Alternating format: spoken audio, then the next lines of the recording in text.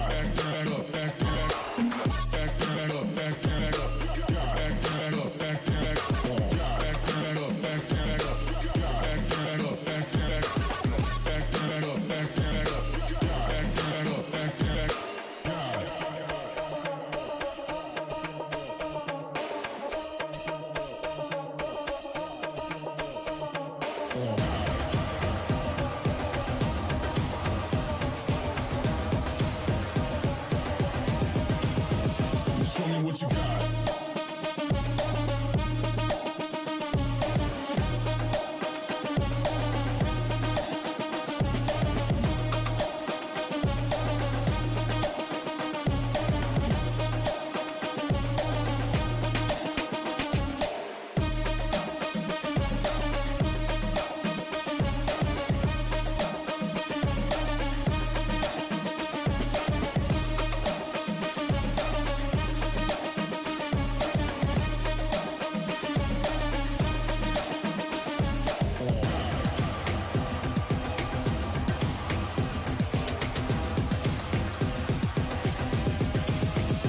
Show me what you got. Down, up, back, up, God, down, up, back, God, down, up, back, up, God, down, up, back, God, down, up, back, up, God, down, up, back, God, down, up, back, God. Ain't no reason to back down, so step it up. God, down, up, back, up, God, down, up, back, God, down, up, back, God, down, up, back, God, down, up, back,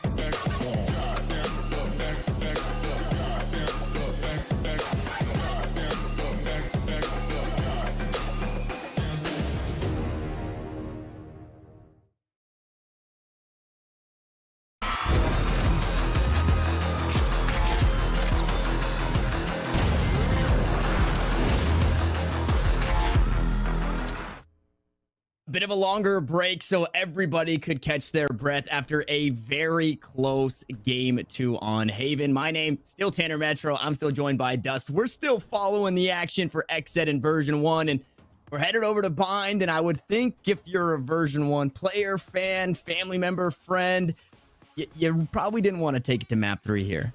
Yeah, again, normally a map that they really stray away from, but their ascent's kind of failing them lately, so they decided to take that out instead. But we would be remiss without taking a little bit of a look at what took place there on Haven. A very great performance from version 1 here, particularly on that defensive side. That's how they sometimes struggle on. Like, I think they were near 51% win rate on the defense on Haven coming into this match, and they wound up winning the half 8-4 defensively. Again, I think a lot of it came down to how good they were at countering XSET's game plan on the A side of the map. Penny being so good at the aggression on sewer side. Zealous is able to, anchor the site well when need be, as well as, push the issue up long in that final round. And then in the second half, it was a bit of a scrap. Just absolute slugfest. Never really knew where it was going. Seemed like XSET were making a very good move to come back, even tied up the game at 11 apiece at one point, but version 1 able to just hold them off and force the third map here on Bind. Yeah, and I mean, near overtime, right? We almost saw both halves go 8-4 as we swapped the sides. You take a look, Zelsis up there. Unfortunately, BCJ not really able to match. I think you can. The only reason I highlight that is because it was our head-to-head player versus player. And I think you can give BCJ a bit of a break, although still doing well on Haven in a very close game. Basically gave it their all on Split, right? Did so much for the team to have that dominant victory. Now we lean on over towards Bind, where Split, a lot of momentum going towards XSET, and you have to think version 1 maybe just kind of scrapping that one, looking to go next. On Haven, the momentum was still there, and version 1, it took a timeout to really slow things down and reel in those last few rounds. Now on Bind, you really gotta bring your all, because this is a map that is usually banned away when version 1 is playing, whether it be themselves or another team. So I'm interested to see how this one turns out. As again, we get another Astra, Vanity had tweeted, Astra is cool and fun, so maybe not having the best time playing against whether it be Aaron or Weeded on this agent. Yeah, again, similar compositions to what we've seen XSET play on the past on Bond. This is one of the maps where Weeded will play Sky, which is very interesting. Again, Weeded is all over the place with agents, as he has been for quite some time. He's always kind of tested the waters with new things, and so him bringing the Sky over to Vine is going to be a bit of a change, and so it'll be one of those maps that, again, they go back to the single duelist composition with Pure just playing the Raze, as he's kind of made that pivot off Jet on this map. And then on the V1 side of things, they've only played this map twice, so I didn't really have much of a read on what they would look to do, but keeping the double duelist in play, putting Penny on Raze this time instead of having him play the Jet, which, you know, again, I didn't really know what to expect from them. The last time they played this map was against BBG just a couple of days ago, and this is essentially the same composition they played that time. So I guess they're just kind of sticking to their guns in that regard. And here's the thing, for me, it's not as if XSET light the world on fire on Bind. You know, that they have like a slightly above 50% win rate on the map. I think they're like, you know, like 10-7 or something like that since BCJ joined the team. So again, not like a power map for them by any means, but again, V1 have not had that many reps and officials on the map, so hard to really get a read on what they're going to bring to the table. Yeah, it is tough, right? With this squad, we kind of talked about their stardom, or their start and race to stardom started at the beginning of 2021. So yeah, you don't have a whole lot to go off of outside of the previous VCT in stage 1 or a couple of the monthlies that have been popping up. So we kind of have, maybe I have at the very least, have been a bit harder on this version 1 squad, saying, well, you know, Bind might not be their map, but we quite possibly don't know what to expect coming into this one. I don't. Yeah, I'm not really sure how proficient they will be. I mean, everyone kind of knows how to play out default Bind and all the gimmicks of the teleporters and kind of the general meta of the map. I'm sure V1 are, you know, have no ignorance in that regard, as Effie's is going to clear out U-Haul with the drone, wall up from Zelf just to allow them to threaten U-Haul even further. Some stars are up close, but they come a little bit late as they're able to penetrate the site. Yeah, and a very interesting turret inside of U-Haul there. We're going to find the first kill on the Sky, and the shock darts looking to start chipping away for BCJ. That spike now going down, and it is going to be that 5v4 retake. Set in favor by a player. Wifo kind of on the flank here, but taking a whole bunch of damage. They're able to pick him up, though, whether it be utility or the pistols. They cut him down. A near flawless round here in this one, unless Vanity can go to work, and that he cannot. 5 standing as XSET take the pistol. Yeah, that's the thing about playing a Sky and a Sova, is you get so much info gathering capabilities with those two agents. I mean, you get the Trailblazer, you get the drone, you get the Recon Bolt. That is so great for scouting early, as well as setting up for retakes. You obviously have all of Astra's utility. Basically, you just have so many tools at your disposal to try to work rounds out, on top of course, also having the Boombot to get intel and take space. So, I mean, it is just a lot to work against if you're V1, and a lot to put to use if you're XSET to, you know, get a lay of the land, I guess you could say. So, interesting composition from XSET. You don't see a lot of teams doubling up on Sky and Sova. Especially in this region. And the best part about that information is it's the forward information, right? That's your Sentinels do get you some information, but when you're throwing out the Recon Bolt, you're throwing out the Guiding Light, you're getting so much without having to give up really anything. So it is nice to have both of that as the Guiding Lights continue to go through. It's an eco or an anti-eco here for XSET, so we're expecting the bodies to just hit the floor like for version 1. Ooh, they're hoping to, at the very least, get a plant. Teleport comes through. Vanity still spike in hand. Unfortunately, stuck where he stands inside the cubby. And another flawless on the horizon here. Player 1 trying to do some damage back. Okay, there it is. Makes me eat my words. A near flawless. 4 still standing for XSET. They pick up the anti-eco, but now we get to see version 1 go to work. I never thought I would get a drowning pool reference in during a Valorant broadcast, but we were able to get there, so... I'm sure I'm all over the place. Yeah, I'm working. I'm cooking in the lab here. I can't believe you didn't give me some type of shout out or praise that I read that. Like, you threw it out there and I just immediately had it, and I got nothing from you in response. A little bit disappointed. All the Zoomers are like, "Who's drowning pool?" You know, just give yourself a Google. Give yourself a chance. Here we go. First real attacking round. Look at this aggression from XSET. Can't blame them. They want to put those Spectres up close. Maybe get that early intel for quick rotations. And a whole lot of information that just about everybody is there as Vanity looks to escape. It's the guiding lights, the recon bolt, now the trailblazer, the spike on the ground. They're looking to just nest egg as Zelsis tries to go aggressive. A double kill with the boom bot. Pure's gonna pick up another with the Spectres, and they're making the bonus hurt. You wouldn't even know it was a bonus. Bruh, I bet you Vanity's about to have another tweet that's about to go along the lines of like, Sky, really fun agent to play against. Bro, look at how much stuff got lobbed at him there. He got a boombot lobbed at him, a paint shell lobbed at him, a couple of guiding lights, a trailblazer. He got some help from his teammate Player One coming over from shower side, but I mean, they were just launching everything at him, and he's the one that had spike possession, so that really threw a wrench in things. Again, that is a perfect demonstration when we watch that replay of just how much utility XSET had to throw at you to create pressure, get information, push you back, set up retakes. I mean, it's just a lot to handle and read. And on a bonus round like that, you just can't anticipate that much assertiveness through that hallway. Exactly, and a really strong way to play it. You know, there's a lot of long angles on bind. These Spectres don't usually win those fights, so they just push the fight right to you. Now Effie's, excuse me, making it hurt just a bit, but it's upgrades for the 3 remaining. BCJ and We Did gonna be A-okay to buy rifles into this next. And once more, it puts version 1 back down to pistols. This is, I'm not gonna say that it's done yet or it's the same exact thing, but this is exactly how we started on Split. Yeah, that was just relentless aggression from XSET. Again, a team that is very good at those dynamic defensive setups. When you watch some of their previous matches, they're very good at moving, the Waifo's utility around on Killjoy, setting up aggression at showers or short or, into hookah. Like, they are very good at making it hard to read what their intentions are. And now we have version 1 on the pistols only. Zelsis already receiving some heat and showers, has to heal back, but does get out of there with the orb to build up that run it back, 1 away from it. That'll be a vital weapon. Maybe even later on in this round, though you would think they probably save it for next. Might be able to get this orb, though, towards Octagon and start creating some pressure. They are making that pivot with Zelsis, in fact.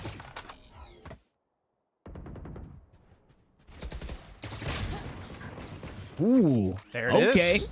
And you can get a rifle Zelsis and use it. They might actually go for it here, And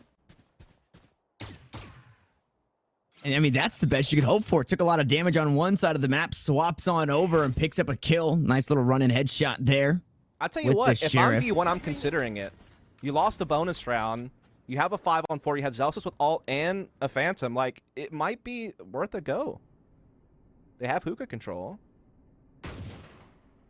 Yeah, and it just makes the next round a standard round. You just won't have that ultimate, but you'll be on full rifles. So yeah, I think you're absolutely right. And maybe to take a chance on it. Penny, unfortunately, shot down through the dark cover. The spike is going to be planted, and that run it back held on for a moment longer. Now Smoke's taking off the board. Player 1 going to fall as well. The shock darts, and Zelsis might have a 2-man spread. I don't know. BCJ privy to the angle as Aaron cuts down Effie's at the end there. The 4th round to XSET. And again, we find version 1 on rifles. And Dust, they hung on to the ultimate. So this should be the round. Yeah, it wasn't like you'd have to do it. It was kind of more of like a let's maybe consider it type of thing, I think. But I think once they started to meet a little bit more resistance, it became less and less probable that they could win with it. And so holding it until this round makes total sense. You combine that with Neural Theft as well. They are certainly going to pack a wallop coming into their first buy round here. So we are going to see this time around the utility of Thwifo being set up on the opposite side. Again, varying where he's going to be anchoring, making it a little bit harder on the attack to read. Full buy, though, finally in effect. Look at this from Pure, though. Such a quick blast pack up. Again, this short A aggression. And has some info that these players are here. Tosses it into the cyber cage. Now 2 going to be spotted out. Zelsis to find the first. Still has the run it back available. Swings for the next off the back end of a curveball. There's the ultimate. Use the Neural Theft instead as Aaron trades back 2. So a 2 for 2 across the map, but still favorable on the rifle here for version 1 as Aaron finds himself on 2 HP. And unfortunately, that Sky taking off the board, so no regrowth. Yeah, that's a great job by Zelsis, though, kind of countering that aggression through short A, getting a couple of kills and keeping themselves on, equal footing. Aaron very low on HP, however. That's going to make things a little bit even easier on version 1 to try to hold off this retake. Aaron's so vulnerable, and Penny still has control of hookah. This retake's being funneled one direction. Effie's, although inside of that elbow position, could look to play for the ultimate. Aaron going to be taken down. A pretty simple kill to come on through. Now Thwifo needs to try and find a way to get something done. 1 kill away from the lockdown, but not finding the shots on target just yet. Vanity going to be the one to close things out as Penny went sky high, but either way, version 1 on the board. Again, I think it starts with Zelsis and how efficient he was putting that pressure throughout sewers, or excuse me, throughout showers, I should say. Coming in here, getting the double kill onto Weeded and VCJ, not allowing that push from pure showstopper to have really any impact, and then just pivoting very quickly. And again, Zelsis has not had to burn to run it back yet, so they still have that trump card to put into play. Now, you kind of want to use it soon. You don't want it to sit on it forever. You want to build it back up again, so I'd imagine this is the round where you should probably see it come out. Especially when Zelsis is, you know, having the game that he's having. You know, you're finding those kills. You're going to get it back. You can also just continue to funnel as much as you can. They're playing so much over towards that shower position. And it's just something that sometimes CS players just kind of forget about, honestly. Like, I remember there's one game, I feel like, where Kusta did sit and use an ult for a whole half or something like that. It was wild. So I doubt that happens here for Zelsis. I'm sure he's on top of things here. But BCJ trying to slow things down with the Hunter's Fury through long B side. Does just that, kind of pushes version 1 back a little bit. Now it will drone to try to get some intel over towards Hookah. Again, some of the utility of the Thwifo is still in position here. Turret is going to get alerted, and there's that run it back from Zelsis. And they're rotating on over. That Cypher still holding it down towards that A site. The run it back comes through. Not going to find too much, but a bit of information as Effie sends a shot through his teammate, and the teleports now underway. It was the Seekers and the Trailblazer used here in this round. 2 of them going to be cut down before they can find their mark, and that Spike still trying to come on the site, but there's player 1. He was on the lurk, now making it hurt, but 2 quick kills coming right back. A 2v3, and the Spike yet to be planted. Version 1 cut down to their last. It's Penny. He's got the showstopper. He's trying to make it hurt. He's got 9 HP, but unfortunately doesn't have the angle. Raze v Raze. The teleport to come on through, and the post plant to follow. Running out of time, but version 1 at the very least, but they get to play off the Spike. Yeah, health advantage for Penny as well. Oh, Pure, what a play. 4 kills, saved the day, because I thought that player 1's about to end that round in favor of version 1. He had such a great lurk at A, with all that B pressure going on, found an opening, and thought he had sealed the deal, but such a great round from Pure. That hurts the soul. Oh, it there. does. Yes. I mean, you're falling behind on the scoreboard. You finally have a big opportunity where Penny has a health advantage, did all the right things to get Spike back, get it down with little time to spare at B. Had a good read of the situation as well in the rotation, and just lost the one-on-one duel to Pure despite having the health advantage. And now Pure has the ult, so does Aaron, and you have to wonder if more aggression's in the cards. Looks like they're going for long B hard.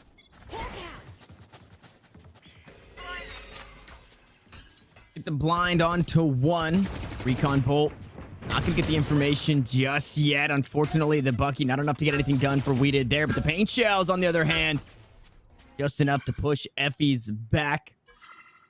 Version 1 still in the driver's seat when it comes to numbers, but a lot of their players whittled away here. A couple just about 30 HP. It's a big opening kill to get the 5-on-4, but it was very costly. Effie's and player 1 are just bleeding out right now. Very vulnerable targets as they're trying to paint shell Pure out of position at Hookah. They do it, but he sticks his ground for 1, but that's not good enough when you're already a player down. That's not the trade you'd like to get. You're starting to leak some weapons over to version 1. They're starting to, again, keep that man count in their favor, and now they're able to make this pivot to A side. Now, all this, you know, Killjoy utility is here, as well as a couple of stars. It's going to be a tough push, but definitely have some opportunities now, thanks to some of these entries. From the shadows over towards the B side, it is going to be canceled. I thought maybe he sticks it, not spotting out anything, but information now there. Cosmic Divide going to come down. Aaron feeling it pretty appropriate to use it here in this round as the cage goes through. Player 1 gets caught out. It was just a pistol. And now the numbers are even. But again, things aren't looking too good for version 1 here in this round. They're going to need a couple of 1-taps in order to find a whole lot. They've got some utility to play with. Here comes that retake. BCJ gonna look straight to the smoke. Vanity picks up one. Effie's gonna be traded out on that. Vanity inside the dark cover. Now in a 1v1, and this is a pretty good spot. Zelsis, the healthiest player on the squad, playing right on the spike. The swing comes through, and Zelsis gets it done. Big round here, one against for version 1. It was a round that they were struggling to kind of get through, right? They didn't have the best firepower. The aggression at long B was going against them, but they were able to get some big picks up through Hookah's side, maintain the man advantage, even with vulnerable players on the field. I thought they were in some trouble when we saw that push into showers and the numbers equalized, but they were able to just kind of get deep into the defensive side. Despite BCJ's efforts, they were able to find picks elsewhere. Let us hunt. And Zelsis wins a big 1v1, and the gap is starting to fade just a bit. The XSET are still in control, and they're once again looking to get aggressive on this fountain position. Effie's trying to counter as best he can by his lonesome. In the meantime, Penny trying to take control of Hookah's side, will push the defense out of place. Trailblazer comes to counter him, though. Again, he's still unable to attain it, and now Weeda can take it back for himself instead. Nanoswarm is also set up in there.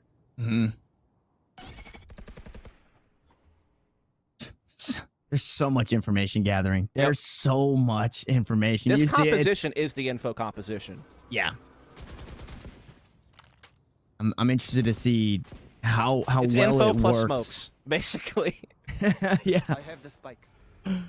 And information is really half the battle, like you said on that last map. So on the attacking side, I would imagine it works pretty well, or just as well as it does here on the defense. XSET still ahead 5-2, and this time around a very slow approach to this round for version 1 as they're making sure they do their due diligence. Aaron gonna find the first kill. That is on player 1, the lurker over towards A. The last time we saw that play happening, it was a teleport, a run through showers, and player 1 has made it all the way towards that defender side of spawn. This time around, they're looking to just take the hit right to B. A couple of kills back and forth.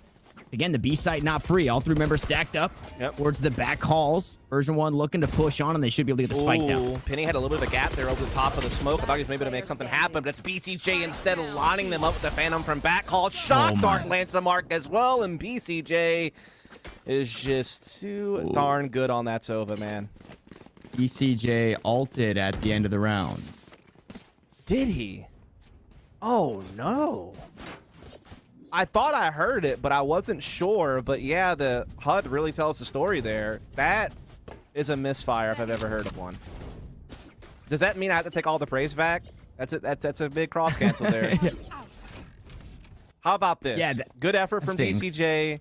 Really tough ult on the back side of it. Yeah, it basically boils down to a neutral play. That play just became average from BCJ. Either way, it went from a 10 out of 10 results. to like a 7 out of 10. Exactly. Yep. And that's generous. And C's get degrees. Now, speaking of Sovas, it's not BCJ, it's Effie's to find a kill with the ultimate. Penny gonna hop on the board as well. Pure forced to use a showstopper, but picking up the kills in response. They continue to go to work back and forth on this A site. We find ourselves once more in a 2v2 situation, and nothing has been free in this game. We've yet to see some flawlesses coming on through. They're always able to find these situations where just about everybody dies, and we're in another one. Again, we talk about how these two teams are both very aggressive, so you kind of expect some sparks to fly in some of these early to mid-round confrontations as we see the 2-1-2 continue to play out here. U-Haul still not being recaptured by XSET just yet. Still a very tough retake ahead of them here. Oh, a timing caught, though, by Dwifo onto Effie's. That could change everything. It's up to Zelsis now. And the clock is ticking, though. Somebody's got to get on the spike, and they do have enough time. That is unfortunate for Zelsis, just getting sprayed down as he peeked up the back end of the curveball. And XSET, they start to bring it back. But version 1, you can see, Dust, the cogs are turning. The wheels are turning. I wonder if the lockdown was really worth it there. That's kind of my question at the end of it, because that could be 2 ults burnt with little value or little necessity. But Glypho, again, just such a great timing there onto Effie's and catches Zelsis right away. It does force Zelsis to play into them, though, when he puts the lockdown in, so I think it still did have value. Couldn't play more passive, had to engage or basically concede the defuse. So, yeah, I guess it was a good call in the end, but, man, XSET are starting to really capture control of this one. We see some aggression, though, from Aaron. to kick things off here in Showers. What can Version 1 do? I don't know that they faced this yet. This is... Oh, didn't quite go through. I believe that star was used over towards that A short area. Won't have gravity well here, but they do have the crossfire. The hat comes off, but caught with his hands off his weapons. It is a 2v2, though, on this A site once more. And we're down to an even Pure. battle as Pure finds a nice little 3K. Low HP, has to take his leave back towards the shower, and Vanity expecting the peak. Brings us once more to a 2v2. The teleport to come on through, and we'll see what Penny decides to get done here. Oh, Vanity actually maybe bringing it back here. It looks like he is. I was a little bit concerned that Pure might be overextending a little bit there in some of those fights, but 2-on-2 nonetheless is where we're dealt. BCJ gets caught by Penny right in the dome. Now all on Thwifo. Another port. A fake one at that, though. Making Thwifo kind of think things through. Puts the turret out. Trying to hold his ground. Now they fully commit both players to the port. Now he knows what's up. And now he's going to have that cooldown on the turret. So it's really just going to come down to himself and his peaks. Spike planted. And that second player could have gone really anywhere. There it is. Penny matching Pure's 3K on the round for Version 1. They're trying to claw back, grab everything they can. 7-5, the best half they can get here. And that's a pretty good way to lean in that direction, because the economy for XSET struggling a little bit. Indeed it is. Again, this has just been kind of a slugfest of a battle. Both teams just throwing haymakers left and right with these aggressive plays, and we're starting to see Version 1 at least being able to piece together a few rounds and keep themselves in contention, though certainly XSET still maintain a sizable lead. Though this round they have little to work with. 4 Buckies and 1 Vandal.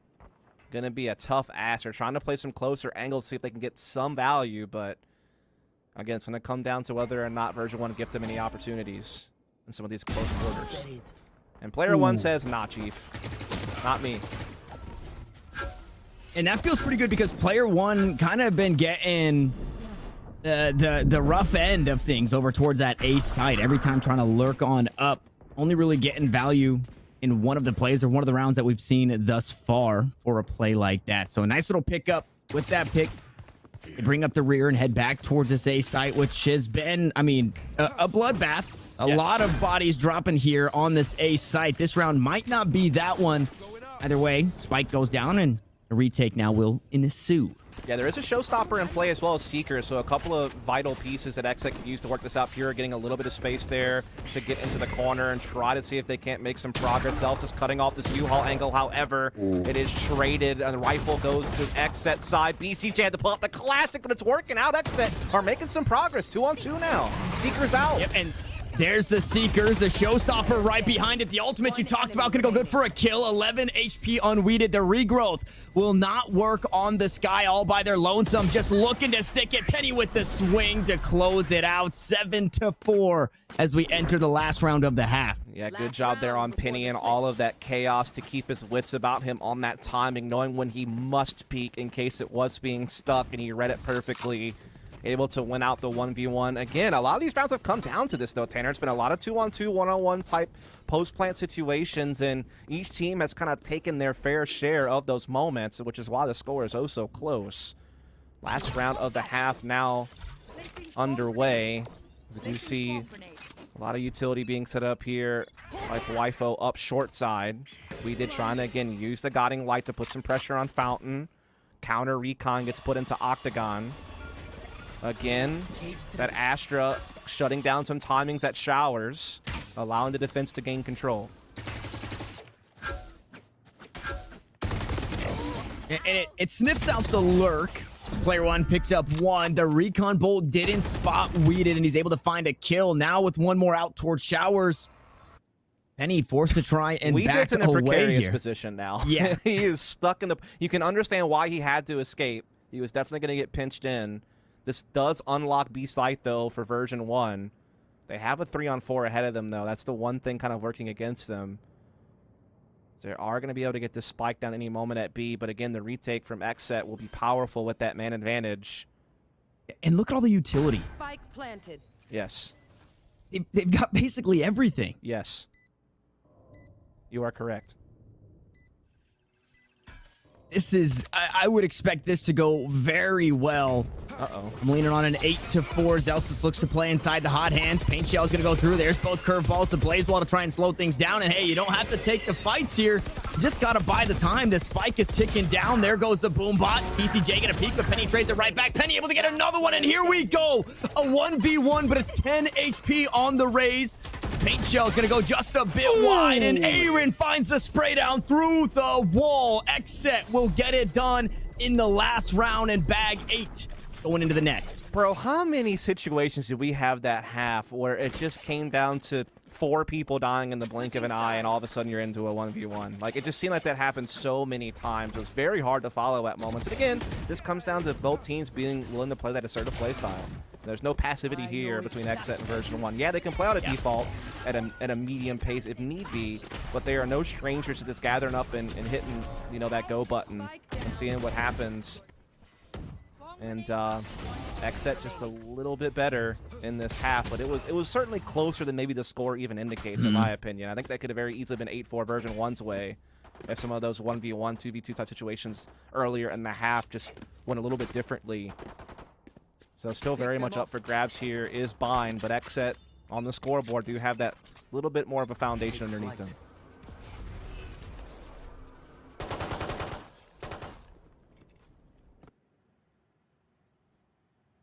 Nice little tag there. Doesn't get all that much outside of the information that the Omen will be playing on this side, and quite possibly Paranoia. Penny hops up but gets taken down.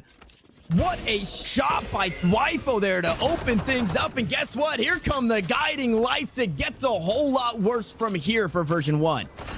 I mean, XSET with this comp are built for speed for these set pieces on these sites. They have so much to throw down, to hold off the choke points, to get intel, to flash people into place, and just brawl. And that's the type of style they really like to play, that 1-4 brawly style. And this time they just sent all 5, and they absolutely capitalized. They're up 9-4 now. Very likely we'll find a 10th, as version 1 will have to concede due to the economy. And XSET are starting to set themselves up nicely here. Pure up to 21 kills. He is well and above anyone else in the server right now, having a hell of a time on Raze, which is kind of new for him. You know, like, he's only recently started mixing that into his composition game. I was actually looking at it earlier. The man has 110 games played on Jet. This will be his 10th, I think, on Raze, or 11th. That's a pretty big difference. Yeah. In case you're not good with numbers. That's a lot. Well, and I think a lot of it, too, goes for the rest of the squad being able to enable Pure to make the plays, right?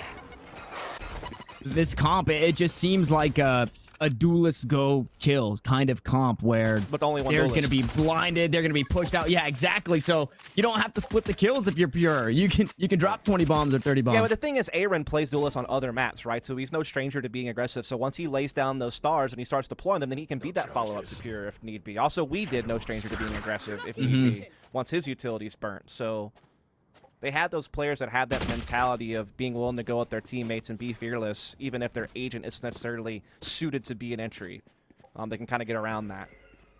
But yeah, here's kind of that freebie round that XSET are looking for. They've already chipped away a heavy amount off of Vanity.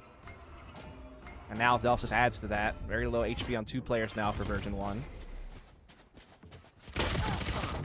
And you're just hoping to find something on the close angles. Zelsis makes the bonus hurt for 1. ECJ taken off the board. Very low HP as that regrowth gets queued up. We did looking to help comp his team up. Ooh, Zelsis picks up another nice little headshot there, and there goes the Bucky. Oh my goodness, this one looking a little bit winnable. Now down in the 2v2, Vanity backs away, Bucky in hand. There's a couple of rifles you can look to pick up, but we did start to spray through the cyber cage. And Vanity, with only 9 health, probably not long for the world. And let me tell you, buddy, that Bucky's strong. I don't think it reaches out and touches that far. Yeah, it's definitely not in the best place right now. That is very true. He's trying to, you know, make a little bit of something happen, laying the smokes down, teleporting around, trying to create a little bit of havoc, but Aaron will eventually push through and finish the job there, and both players will get away with those Spectres to try to roll them over into somewhat of a bonus round. Obviously, several players are going to have to spring for a weapon here. So firepower advantage will be there for version 1. This is kind of their last chance, too, if we're honest. I mean, if they lose this, they're right back to no money, and they would basically be force buying the rest of the game, or playing for overtime with a save. Yeah. Which is a tough ask in this situation. So, yeah, this is very much kind of last chance saloon for them in this bracket. Again, they will bow out in 4th place with still a good chunk of change and a slot into the regional final. So, I'm sure they won't be tearing up too much about it, but a big opportunity here to try to take it a little bit further. They can find this round.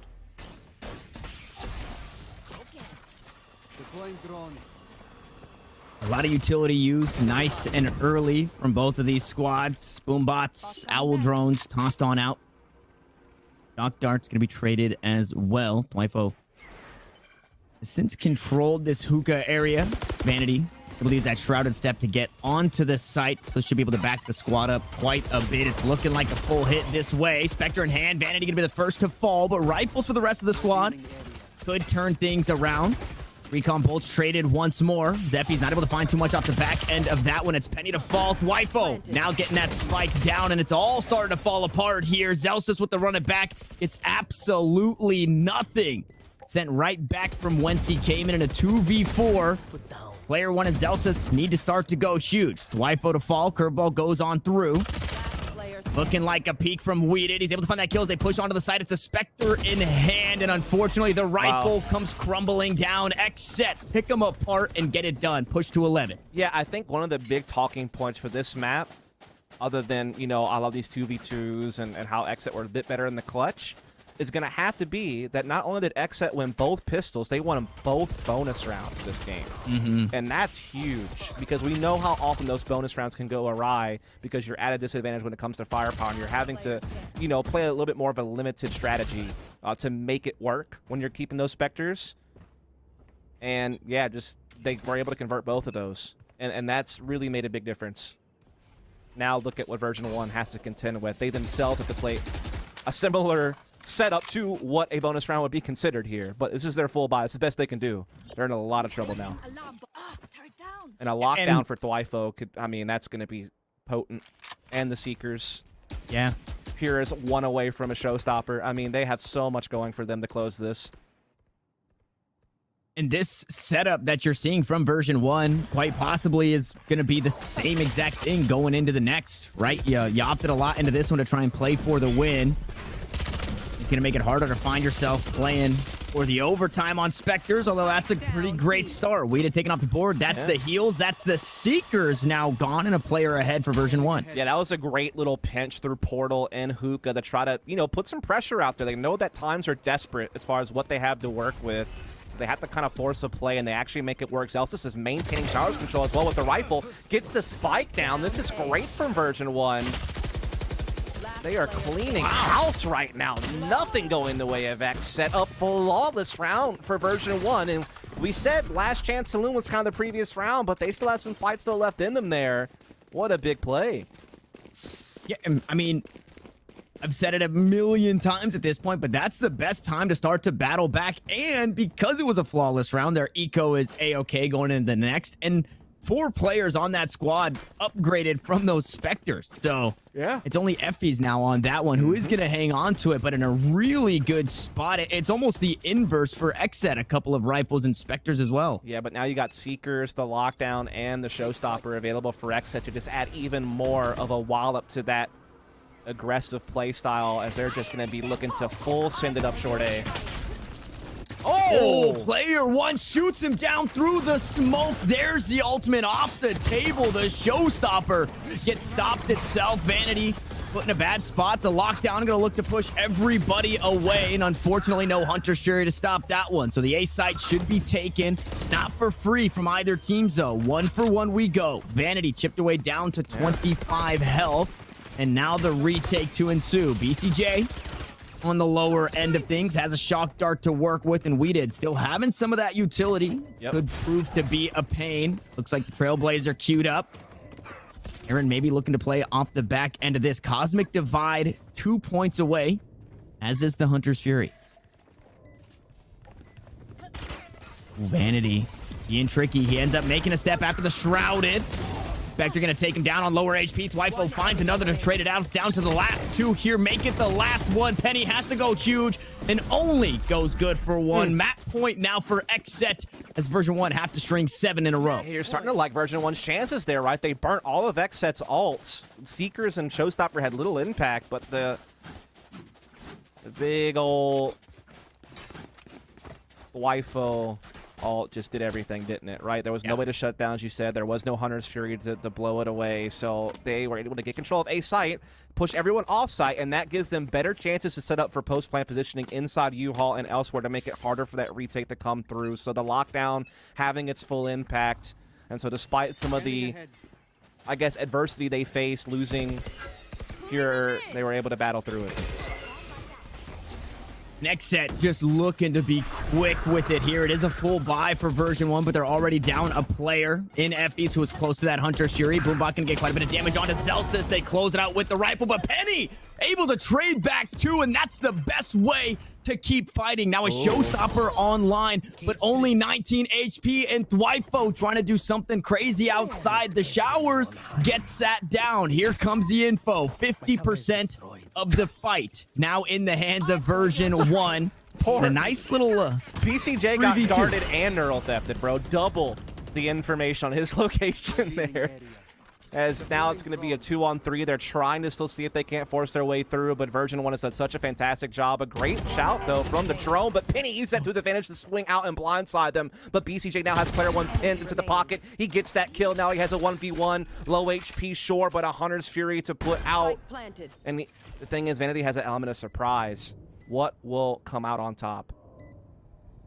2 shock darts available in a recon bolt just around the corner as well, but BCJ's definitely seen better times.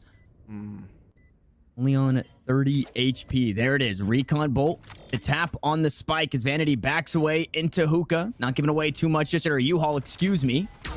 Now looking to play inside the dark cover. There goes the recon bolt. The information now given, quite possibly, that BCJ is playing up towards the 7th position. 1 shock dart to follow the Hunter's Fury on top of it all, and he's just buying so much time with the Shrouded Step. He pushes him down, and Vanity gets it done. They hang on for a moment longer. Oh, it's not enough time. No, not enough time. Wow, I was trying to hear for it, and that's the way it goes sometimes. 13-5, XSET will close out the series 2-1 and rematch Envy in the final. Man, I was getting ready to praise Vanity because I thought the Shrouded Step was the perfect counter to the Hunter's Fury, man. Like, I thought he was actually doing a great job close distance on BCJ. But BCJ did such a great job with the recon bolt and the shock darts to just kept stalling that spike diffuse. He could never get it halfway before setting up that Shrouded Step aggression into heaven.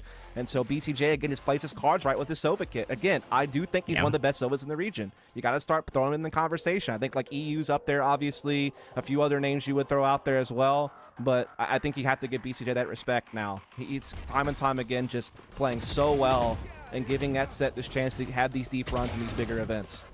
It wasn't all him, though, obviously. I mean, you know, great play from the entire, you know, side over there, especially just having it's a composition that gives you so much, you know, in your toolbox. And this was a map that we thought version 1 would struggle on, and if you look at the score line, you think, okay, yeah, that's exactly how we expect it to go. But you kind of brought it up in those last few rounds. I don't think it was from round 4 on. I think we got 1 flawless. The rest of it was 1v2s, 2v2s, 3v3. Everybody kind of getting cut down, which is why we saw some of the economic struggles for both sides across the board. And so the 13-5 doesn't do this really any justice. I do think that those 2 bonus rounds are again, very key alongside both pistols, right? Being able to get a 3-0 start at worst on both halves is pretty big. That must be noted. That's 6 rounds right there of the 13 based on converting bonuses. So I think that when you have so many rounds that are coming so close to 2v2, things like that really have impact. And so as we look at the head-to-head, you can see that Pure and Penny, the 2 raids, is having a hell of a game, particularly Pure on 23. But again, XSET's one of those teams where they can get great contributions out of virtually the entire lineup at any point in time, and we did see that throughout the series. And for version 1, look, I mean, they're taking a big leap forward still. They were able to get a top 4 position here. They're going to be in the regional finals. They're definitely making some strides as a team. But now it's just about taking your licks up against a team like XSET who's a bit more seasoned, right? a bit more used to playing the high pressure matches against the elite level teams and learning from those situations. They're the ones also implementing those, you know, higher utility compositions, whereas version 1 is still, you know, on the double duelist and kind of some of the basics, and so they're adapting to the meta a bit better, I guess, is something you could point out. But all in all, we look at the head-to-head here for the two players that we thought would have, you know, a big series, and well, both of them did. Yeah. On kills, that the first blood percentage, obviously you're expecting a bit more out of Zelsis in that, but it was the damage that they're doing, the average kills, the assists even coming through there, and that's all you can really hope for your initiator player, right? Typically they have a handful of assists on top of the impact that they have there at the end. And this matchup was really cool for me because I've really enjoyed watching both of these runs, right? It was in stage 1 that XSET started to mount this crazy assault and start taking down some big names and really create or cement themselves as a staple in the scene. And you fast forward to right now, and I think that's where version 1 is, right? Version 1 is literally just a bit lagged behind XSET in that same story being told. So you kind of meet the sensei and the young grasshopper, if you will, in this matchup. And obviously you expect, you know, XSET with a bit more experience to come out on top. And it really showed here in this one, as we can take a peek at that bracket for you guys to see where you are headed. Unfortunately for version 1, their run is done for stage 1, but they are going to be coming back better and stronger, I would imagine, in a couple of weeks towards the end of April. And now we've got, you thought coming into this one that XSET Envy in the round 2 upper bracket was a best of 3, and Envy came out on top. Came out on top, excuse me. XSET says psych to that. It's actually a best of 5, and here we go now. Map or round number 4 between these two teams in the 2 stages. And I don't know if this is daunting for XSET or if they've got something up their sleeve to finally silence this Envy squad.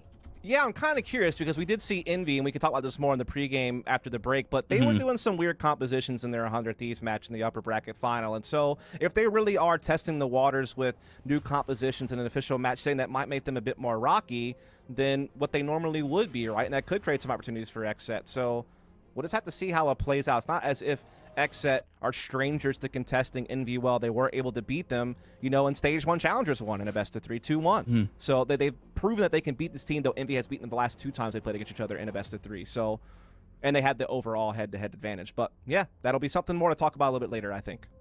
Yep, here we go. We've got one series left to go on the day. The winner will move forward to tomorrow to play 100 Thieves in the grand finals. We might get ourselves one of them upsets or one of them rematches. We'll see how it goes. We do have to hop away for a quick break, guys. When we come back, a best of 3 series kicking off in the lower finals between Envy and XSET. You don't want to miss it.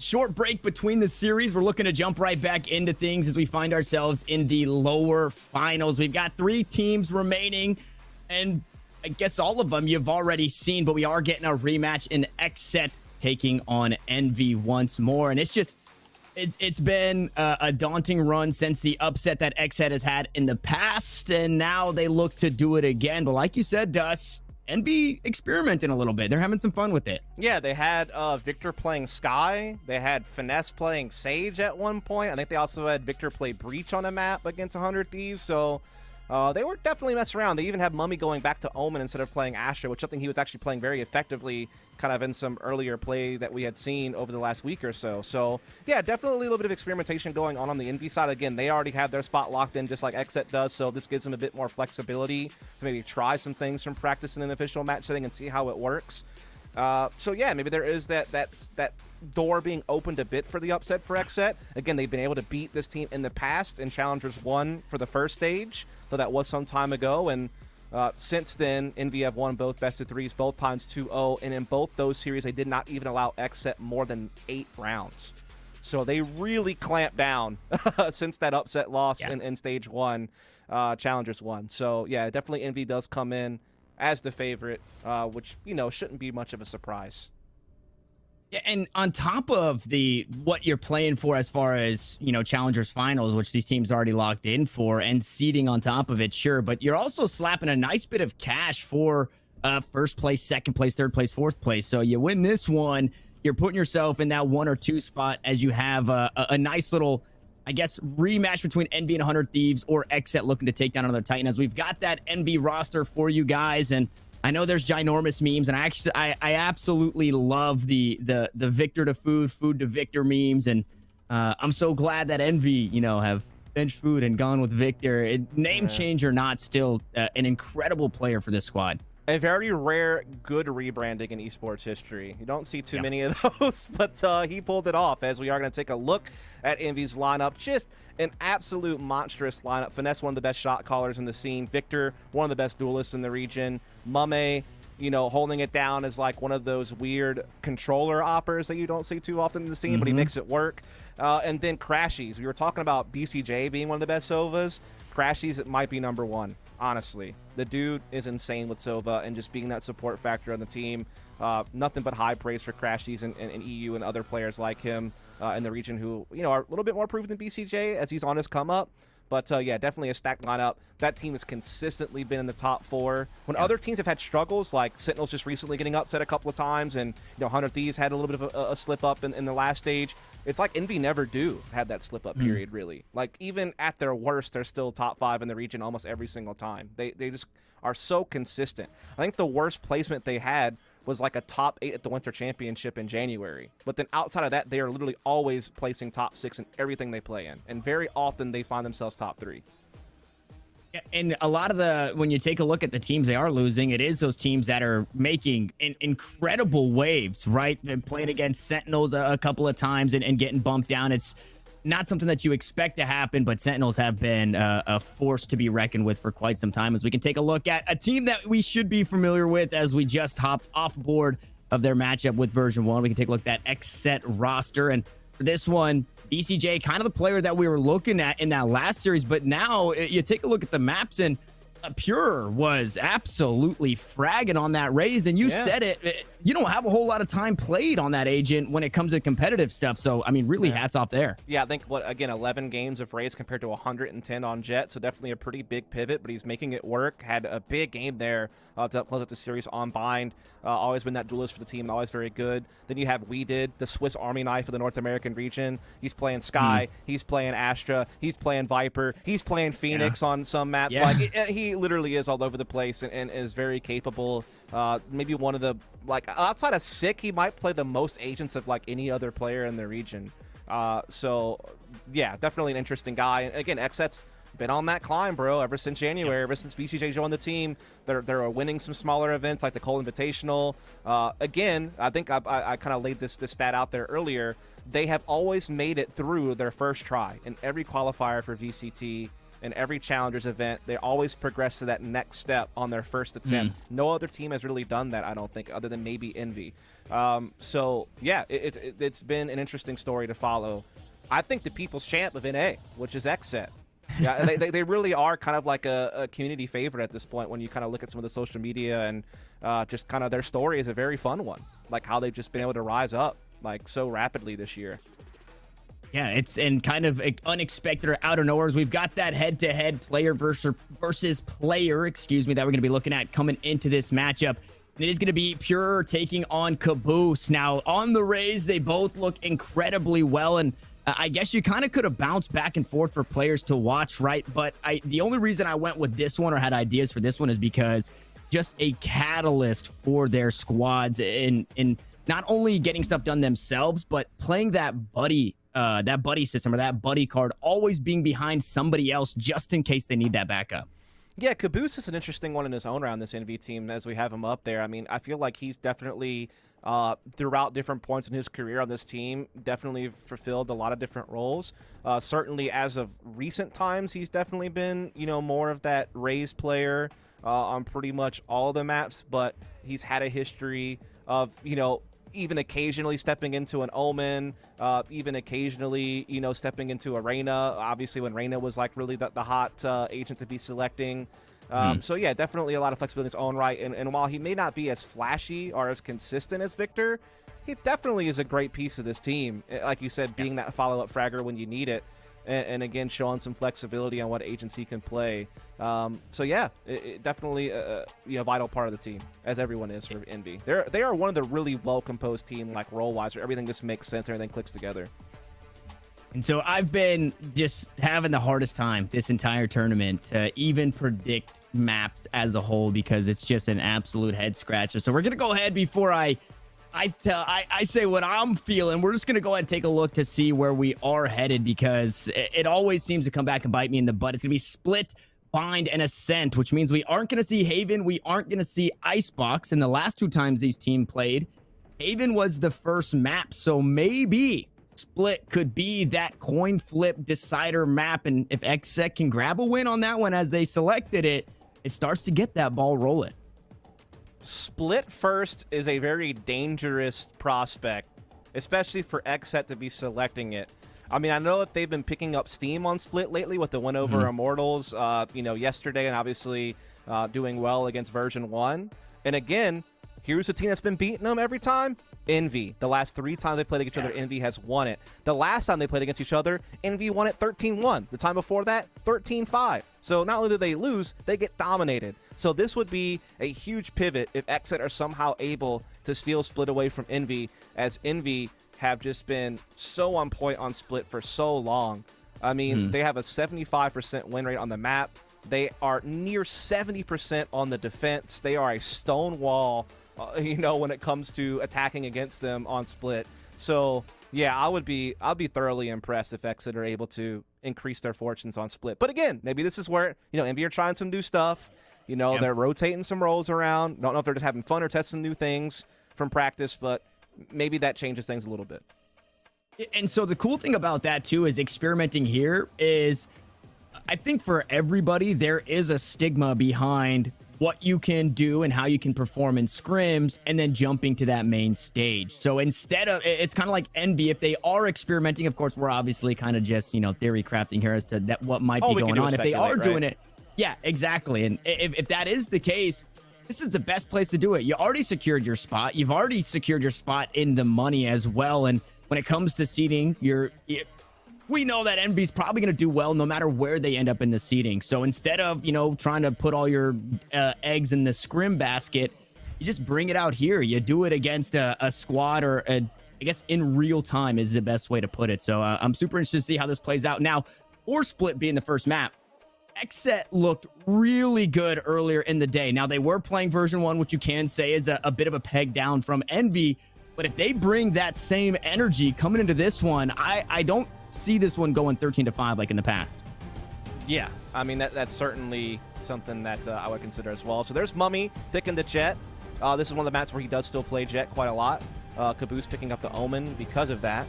You'll have Finesse on the Cypher and Crashies on the Sage instead of Sova. Obvious because we're on Split. So yeah, I will say this about Envy. They aren't messing around on composition this time around, I feel like. This is about what I'd expect from them on Split, to be honest. They have been playing a good bit of Sky recently on this map. It's kind of the one thing that's something that Crashies was doing in place of Sova. So that's a bit different to see him on the Sage. So that is the one thing that does like really stand out to me about this that is a bit odd. But everything else is, I think, right at about where I would expect it to be, as this is one of the maps where Caboose will get off the Duelist and play a Omen to allow Mummy to play the Jet. So, yeah. And we also saw, it was version 1, kind of running the same strat of no initiator, but running that extra sentinel, which, and then obviously the extra duelist on top of it. Whereas you look at the XSET side of things, I think we can all agree what Breach brings to the table. Basically a duelist, right? Just dropping those flashpoints, and it's you don't get as much info as, you know, the Sova does as initiator or as the Sky gets, because you literally have visual or audio cues. But you're allowed to work a bit quicker, right? You toss out that flashpoint, you pull your weapon out, you go ham, you can peek your own flash. Whereas with the guiding light, you don't have that same availability. So I really like what the Breach brings to the table. It is going to be the only initiator on the map, and it's on BCJ, the player that we highlighted in the last series. So I'm expecting good things out of this one. Is stacked up towards B, spike down on that side for XSET as well, and we'll see where they decide to take it. Yeah, again, that's just the one thing to me that it seems like Envy's had a lot of success on Crashies, on Sky, on Split lately, and so to see him off of that for his Sage is interesting. As they were, yeah, because they were having Victor play some Sage on this map in the past, so that's kind of the change up. And it was Victor on the Sky earlier in the day, right? So yeah, who knows, a man. lot of changes. Maybe just trying to get that Sage back into their composition for this map is the one thing that I could think. As Crashies is already, of course, off the board. XSET looking to pounce onto B through Heaven's side. Astra smoke down to block off those back calls. They need isolate the site. They will get that spike down. It's going to be a tough ass for Envy to retake 4 on 5. They do have a couple of frenzies. They are in position, but they're trapped behind this wall. It's going to be a tough call. Yeah, BCJ, though, going to fall there, trying to catch him off guard as that wall went down. The barrier orb cut through by the knives. Umbot can get the information as Pura takes down Victor, and the kill starting to come on through. The feed starting to get highlighted. Caboose now needs to get something done. A classic in hand, unfortunately not able to do it. First the frenzy of Thwifo, and if you're XSET, that's the best way to get things started. Absolutely. Again, anything would be an upset as far as this map goes against this Envy team. And so to see them get off to a good start by winning Pistol, definitely a good sign. We are going to see Envy buy up a little bit here. They're going for Buckies on Victor and Caboose and Finesse. So they're definitely putting a little bit of something into this. In fact, now Crashies has found a Bucky. Mummy, just go ahead and do it, buddy. Give us the 5 Buckies. Yes. Just do it. Do it. Well, he's not going to do it. Mummy, big op guy, right? Big op guy. So quite possibly maybe saving for that operator. Of course. Well, first Bucky is down. Turret and Boombot leading the way. Are still better than none, though. 3 Buckies are still better than none. Victor gonna go wide on that shot, not able to find the hair there of Pure. Gonna be sat down, and Mummy with the classic. There's one classic. That was such a good pain shell to push him forward. It forced him to have to take the engagement. Basically, not quite a trap, but you get what I mean. Like, it put Pure in a spot where he had no choice, and it led to his demise. So, Envy making a little bit of a ruckus in this round, despite losing a Bucky early. They still have 3 of them in play. They still have Crashies in position here. Peace. 3 Buckies are better than none. Now cut down to only 2, Dust. But you know what I'm going to say. You can count really well. I can say that. You're nailing 2 Buckies are better than none. This could be the round for Envy. We've seen too many clutches like this to count him out as Mummy looks to creep on up. He's since upgraded from that classic to the Bucky, and he does have that tailwind. Unfortunately, elbow's the only way to go unless you do something crazy from heaven. This post plant is nasty from X. How do you penetrate this? Ooh, alarm bot not going to get triggered just yet. Mummy dashes onto the site, and the Spectres come out on top. Okay, I eat my words. 2 Spectres better than none here for XSET, but we find ourselves in quite possibly the first buy. Oh no, it's very, very light here. That was a great use kind of of the third-person cam because it really just illustrated how screwed Envy were there. I mean, they're both forced through elbow. Wall is up. They're slowed. I mean, they just had no way in against those two rifles who could just focus that one direction. That was a tough call. Bonus round now in play for XSET. Again, they won both of these against Virgin 1 on Haven, and it really helped them out a lot. And with Envy investing a lot into that round, they can't immediately buy up here, so it makes the bonus even more potent. Oh, Pure got over the wall. Oh my goodness. And I was about to talk about how Pure already had the ult online. He's not able to use it, but he still finds a kill. Dwipo right behind, able to find another. And XSET just taking the fight right to this MB squad, and they know that because of those Buckies, the economy is hurting. They don't really have too much to be worried about unless Mummy can get a whole lot done here. Going into the astral form. Aaron gonna get sat down, but Weeda's there to trade it out. Paint shells for Victor as he looks to go through with the blast pack. Unfortunately, gonna scrape the head off the top. Hits the exit sign from heaven. And XSET find a third round. Indeed, they do. Money is now going to be there, though, for Envy. Mummy finally is able to get onto that operator. Phantoms across the board for everyone else. And Spectre's still in play for XSET. They're going for the double bonus, Tanner. They want it all. Yeah. They want all the credits. Every last one. And, I mean, what when is you're that? playing this fast, why not? Is that a... What was that? Was that like a... Looked like a ferret. Is that a ferret? I missed it. I was looking at the It's all scoreboard. good. We'll try again later. It looked kind of like a ferret-raccoon hybrid on that balcony. But anyway, XSET trying to put that pressure on B lobby early. Meanwhile, Mummy taking mid for himself, getting that aggressive stance. Obviously, with the dash, this is very minimal risk. Great flash point, going to push him off, however. Again, BCJ was so proficient with that against Virgin 1. Ice in his veins. Mummy gets caught in the gravity well and opts into just sticking it, not even worried about using the tailwind to get out of there, and he makes it out alive. Look at this defense, though, from Envy. They have 3 players in or near B Heaven, and they still have their Omen, Caboose, and the back side of the Paranoid ready to go. They're trusting so much in Crashies to anchor A. It's going to be a tough ask for XSET to break through this, and they've already lost 1 member along the way. And speaking of breakthrough, that barrier now down from Weeded. Pure used that showstopper, but gets cut down as well. And Mummy didn't find the kills out towards mid, but is doing it now on this B site as Caboose plays inside the dark cover. Upshot's going to go wide just a bit as XSET look to take their leave. Only 3 members standing and in a pretty rough spot. As the Flight of the Concords would say, there was too much of something on the dance floor there. Got to get out of there. We are going to try to see them come back through, but Finesse with this aggressive position inside Ramen cuts off that rotation. Victor finds Dwipo and XSET are well and truly done for. Flawless round for Envy. Again, just putting so much faith in Crashies and in their mid-aggression to just have such a stout defense on that B side. XSET didn't stand a chance. They were going to have to really brute force just so much opposition to make this work, and as you can see, they just couldn't make it happen, and they can't be blamed. That was just such a stout defense. And I love watching Finesse because of the way that he plays the Sentinel, right? It's that you always have to be wary of what he's doing, where he's at, even in that situation where he's got that deep lurk through mid up into that ROM, and there's no way out in B main, and just such a thorn, right? It's one more thing to think about keeping you from flow state as Pure. Ross is on through. No, they're looking to get right onto the site. Paranoid going to be traded out for Flashpoint. FNS is here, and again, there it is. You have to be wary of where this guy is playing, and it's A site this time around as the shots going to go through the billboard here. Weeded able to trade a kill back. A beautiful showstopper and some fall damage off the back end. Victor wishing he could get that one back, and Mummy starting to go to work. They're all cut down.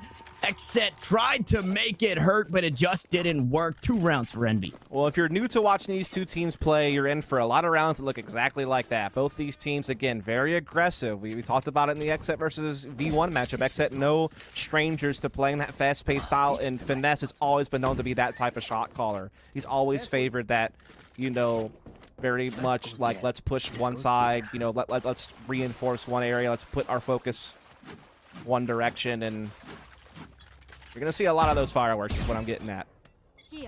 And XSET, little to work with in this one. Trying to stun Mummy off an angle so they can get some mid control. They're able to do it, but Mummy is going to hang around. But they just keep putting utility at him. They keep forcing him back. They know what they're up against.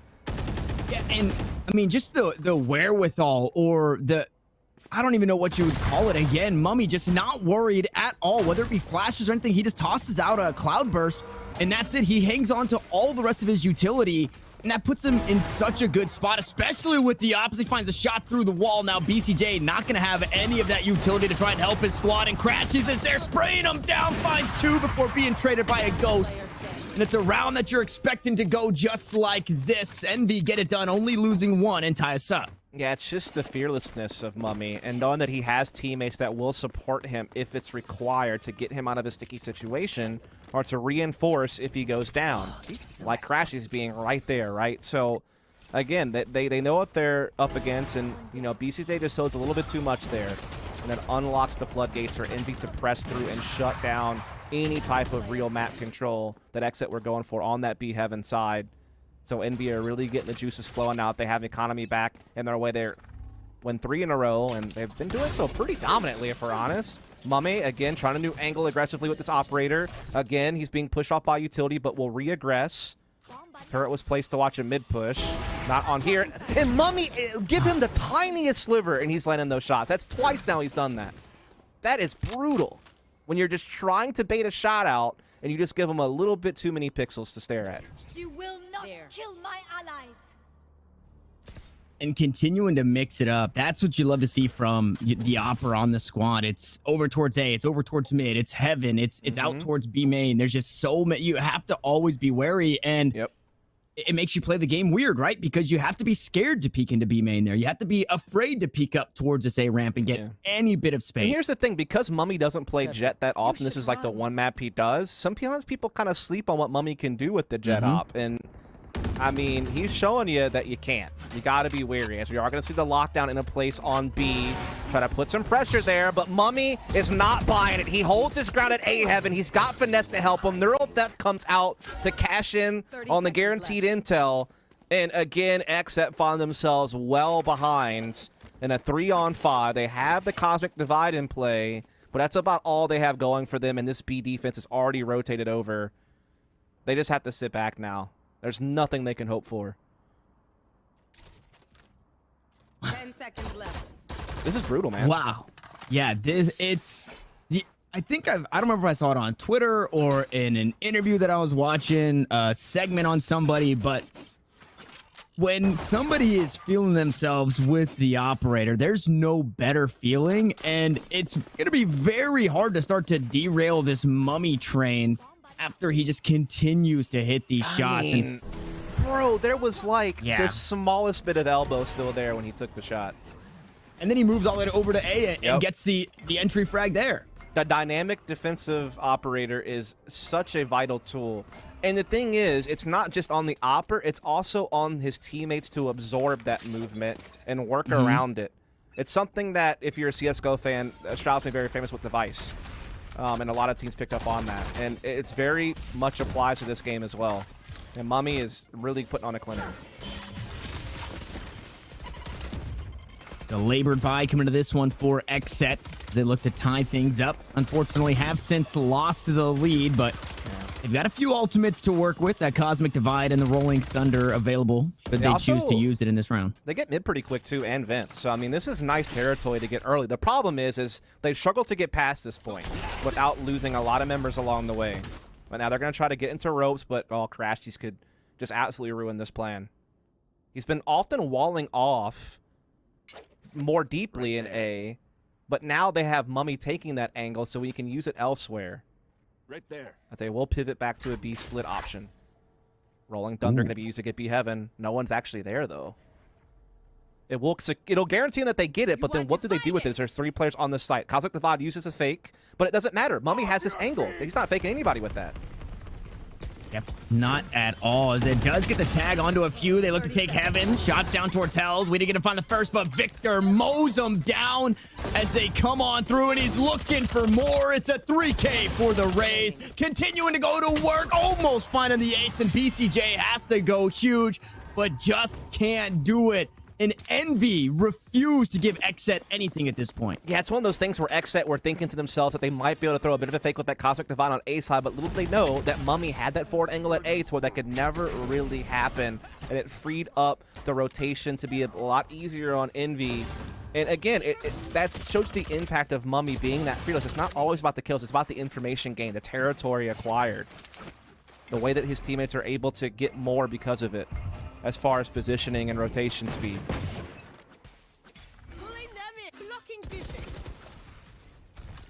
So face off or looking back at that half buy, now we have basically no bind. Ashley's playing off the top side of that wall. Nova Pulse. We get the stun onto 2, but no push to follow. Paint Shell's looking to push him away. The spray down coming on through, and it's just a massacre in mid. Dwipo, the last one standing, but not long for this world. Yeah, I would agree that that's a very accurate assessment of the situation. I mean, he got one more than maybe you thought he would. Yeah. But all in all, it's still just Envy wiping the floor. 6 unanswered rounds now. Most of these rounds have been fairly one-sided. I think they had one round they only survived with 2 players. That's about the closest it's gotten. Yeah, they're really putting the hurt in. And I'm not sure what XSET can do. They've done a good job getting mid control. They've done a good job pressuring B Heaven. But then they just run into like a 3-man defense because Envy are so good at rotating early and stacking because they get so much intel with Mummy's op and some of these other aggressive plays that they're putting out there. If you're XSET, you have to kind of shut that down by maybe playing a bit more of a spread default to contest those forward angles early, give yourself a bit more to work with, or maybe you do try to full send it A1 round, just because that's the one thing they haven't really tried. I'm not sure what else they could adjust. Looks like they are trying to play the default out a little bit more this time to make sure that Mummy is not kind of cheating forward.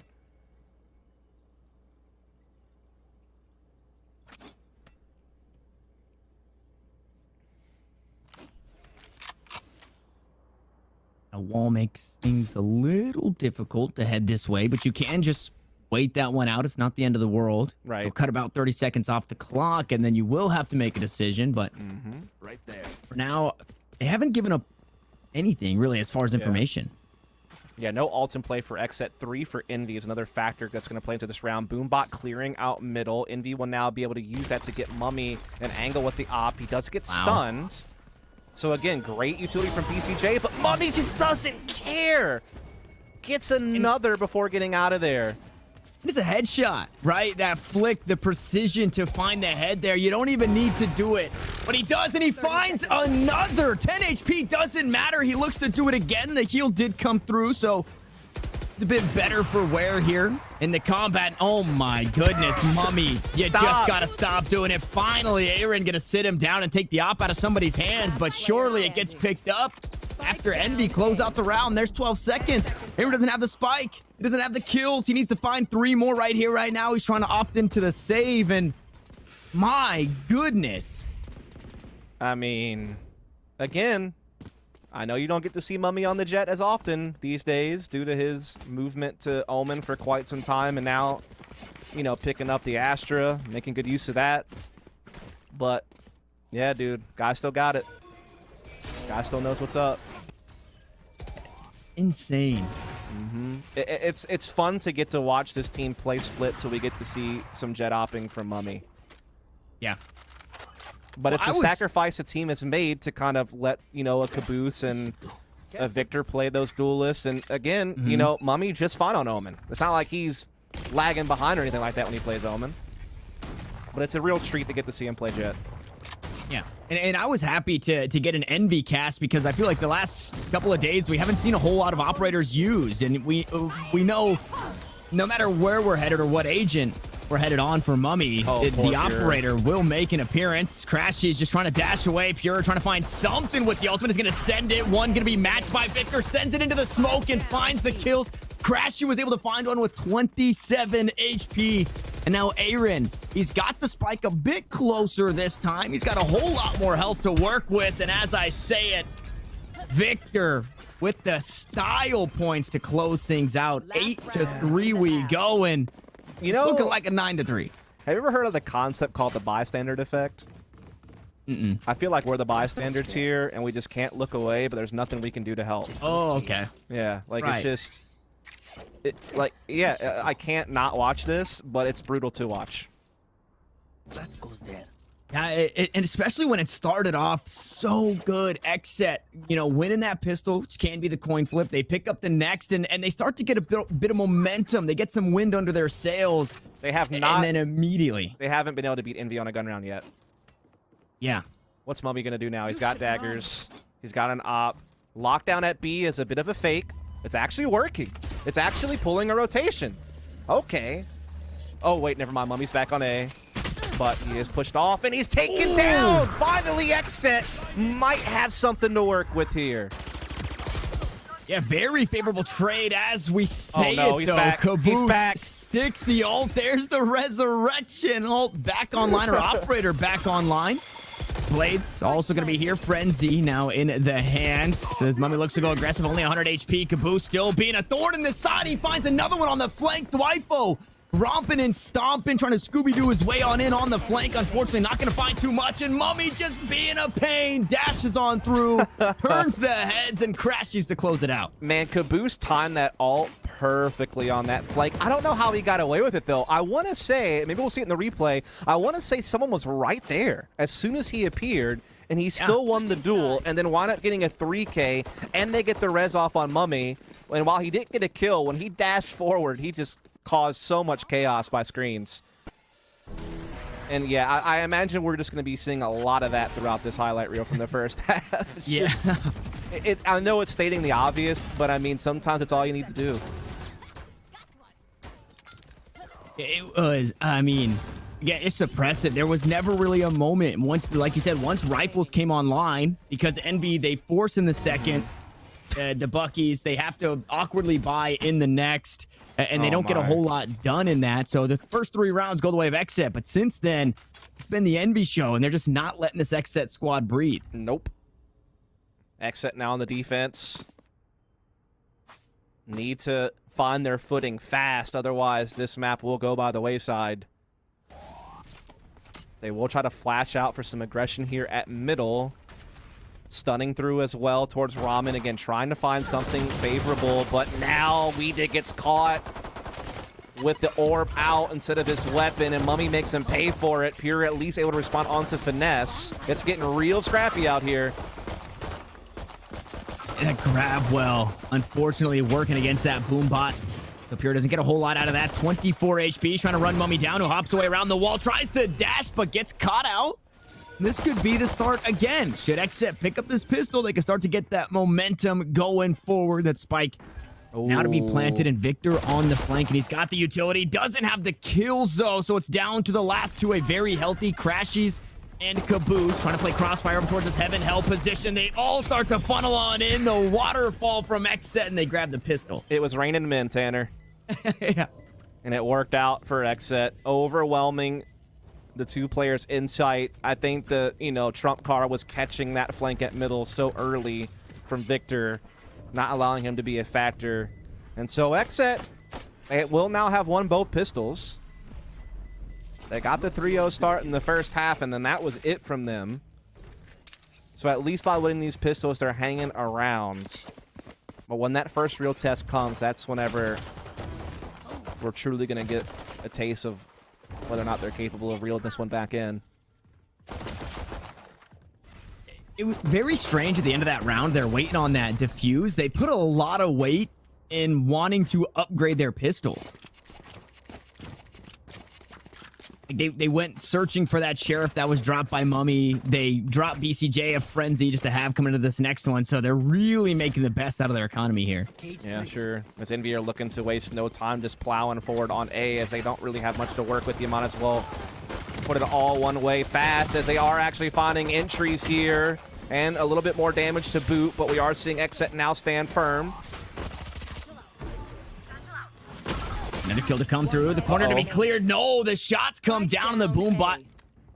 Able to pick up another for Pure. It's 3 on the round, so 1 orb away from having that showstopper online. Is Caboose with a ghost in hand on the opposite side of this spike, looking to clear things out. Will get sat down. There's the showstopper online as XSET. They pick up the pistol, both pistols. Yes. Both second rounds to follow, and Yes. Now we're seeing Envy not play around as much. They didn't force up in the last, and they're going rifles here on round 3 of the half. Exactly. That's the difference from the first half. They, went for a little bit of a force buy, didn't pan out, had to concede an extra round, but now they were a bit more conservative. They're going to go for the full-on buy against the bonus of XSET. We are going to see, again, Envy. They are that 1-4 or this 5-man plow type of team, and they're very good at it, especially when you have Mummy on the jet. It adds more to how explosive they can be. But Pure looking to stuff it with the showstopper, but he gets instantly traded. And Envy are going to be happy with that result. That could have been very dangerous. Multi-frag, and now they even res him back. Tough pill to swallow if you're XSET. That stings. There was a lot of ults used, or a handful of ults used there. Showstopper and Resurrection going to be used, so nobody else really too close. As you're still taking some damage, does get healed up. So a Resurrection and a heal used for that player. The spike falls in between the Nebula smokes, a little Venn diagram. Finesse finds a kill right through the smoke as BCJ creeps on out. And 4v3 for Envy over XSET. That Resurrection again was used, so Victor, not having the full armor, could be a target easily taken down. Yeah, a little bit of craftiness there from BCJ to try to make a play happen, but Finesse was just really disciplined there, keeping an eye on those smokes, able to catch it. Dwifo trying to flank through sewers. They're trying to still make this retake work, but low on firepower and low on the man count. And the judge just doesn't have the range. It's down to Aaron once more, able to find that kill on the resurrected Victor, but that is not enough for the round. Envy now on double digits here, and it's a little bit of deja vu if XSET sit here on 5. Yeah, but just the roles have been reversed. XSET now the ones receiving the paddle, and and Envy are just cracking them with it. Now we see XSET having to take a step back in this round. They had the one Phantom on Pure, they had the Spectre on Aaron, a Bucky on BCJ, and we did. But it really is just scraping the bottom of the barrel to get some firepower out on the field against an Envy team who show no signs of slowing down. That frag distribution is so tight as well on their top 4 players. They're getting a lot of great contributions out of basically the full lineup. As again, they're looking to put that early pressure on A side as well as maintain some mid control. Keep that presence, not allow XSET to cheat over early rotations. As A's been left wide open, it's a retake play here from XSET.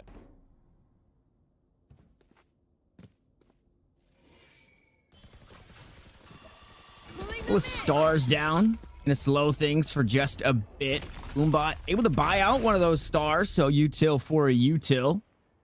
Not the end of the world in the trade. Aaron 2 orbs away from having that ultimate online, the Cosmic Divide. I'm wondering that spy cam just shy. Oh, here comes the fight, though. The Spectre not going to have that close range battle, and Crashies goes through the wall, so BCJ now off the board, and that is so much utility gone to try and stop a push. Yeah, it looked like they were trying to go for maybe a flash combo there to try to push the issue at Rance, but XSET's Pure and We Did still come together to get this one back close, but Mummy on the flank through ropes. We Did not aware of it. That's going to change things drastically, as now Dwifo has to work alone with just a Bucky, and closing distance going to be difficult. He does have a turret, a nanoswarm, and an alarm bot, so he has a little bit of utility here and there, but trying to close this is going to be so tough now. Oh, gets the Phantom, but Mummy has this angle if he tries to cross over. And the problem with that, too, is Crashies absolutely hears that swap, so they know, and now the turret going down totally gives it away that it's not a sewers lurk anymore, it's not a sewers flank, and with Dwifo running out of time, he's looking to push on through. Sure, he can get into elbow, but he's got to make a play here. That wall's going to go down. Surely he gets spotted. No, he's able to spot out Crashies, and Mummy's playing quite a distance away. Unfortunately, no time on the clock. Right. He's going to look to opt into that save. They won't meet each other as they run away from the explosion, but either way, Envy out on top of this one. Yeah, I thought that round was basically signed, sealed, and delivered to Envy, but then we saw a couple of kills come out from We Did and company that made things interesting, but Mummy just having that ace up the sleeve, that ropes flank that We Did just could not anticipate. Saved the day for Envy, who are now up 11-5. XSET, last chance saloon here on split. They do get their full buy, but if this doesn't work, they're essentially done for as far as credits go. Envy, in the meantime, still fully loaded. Again, looking to now maybe put a little bit more emphasis on early mid control here based on how they're setting up. A little bit more default-oriented coming into the start of this round. The pace is still high, though. They are still looking to get really fast in the mail event.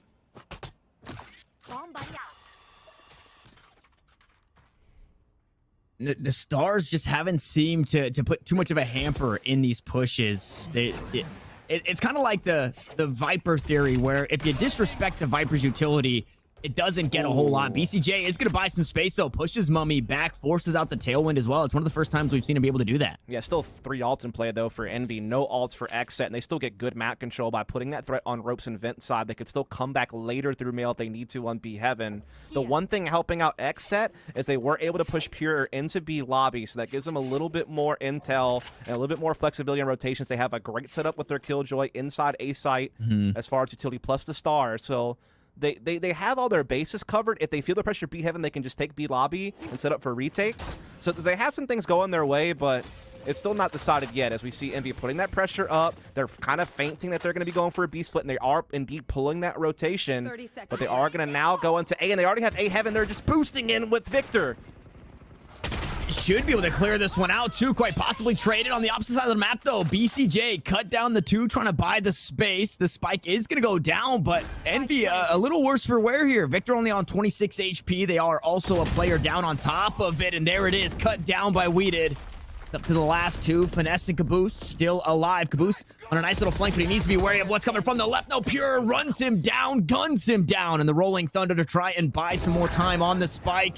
Some way, somehow, Pure spotted that one out and looks to go back for the fight. Ooh. And not going to be enough there. Aaron with the nice shots to hang on here. So XSET, they've already battled their demons here. 6 rounds is the most we've seen against this NV squad in the last 2 times they met on Split. And they're mounting their comeback here. Yeah, it's one of those things where Envy were doing a great job actually throwing that fake into B Heaven and pulling a rotation and really isolating Thwifo inside A site, which Victor was able to take out with the showstopper, and that was a problem. But these players weren't able to get away. It was what really hurt Envy. BCJ did a great job making sure those 2 players throwing that fake weren't able to, evacuate and reinforce the A take, and it gave them man advantage on the way back around to retake the site itself. I mean, just kept catching everybody. Like, everyone who tried to go out there and put a stop to them in back halls or in Heaven, they lost their fight. And so XSET did a great job in what was a very dire round that they absolutely needed to stay afloat. And so they will hang around for now, though Envy still have a comfortable lead. And again, they are wasting no time getting that deep mid control.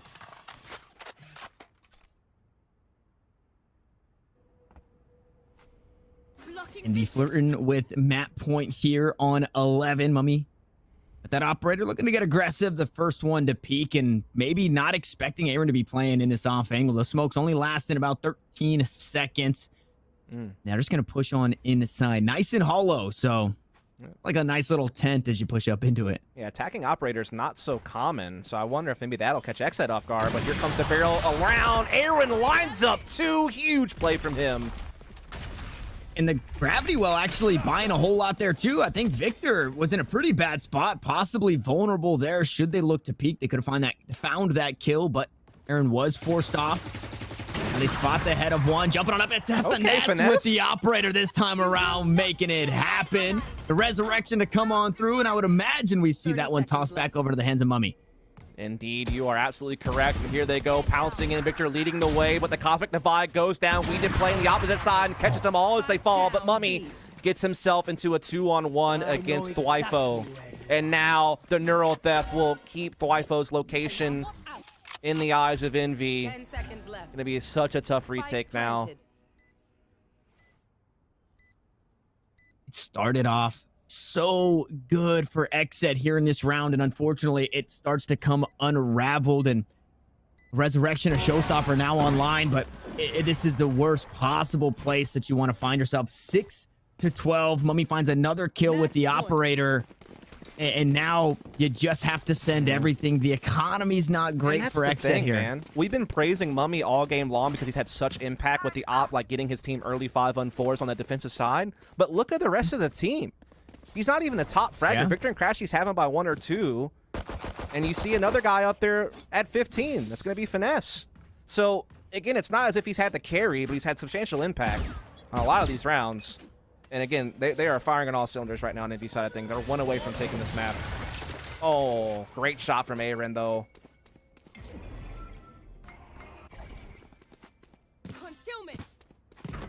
Kind of giving them a taste of their own medicine here with the operator. Finding that kill.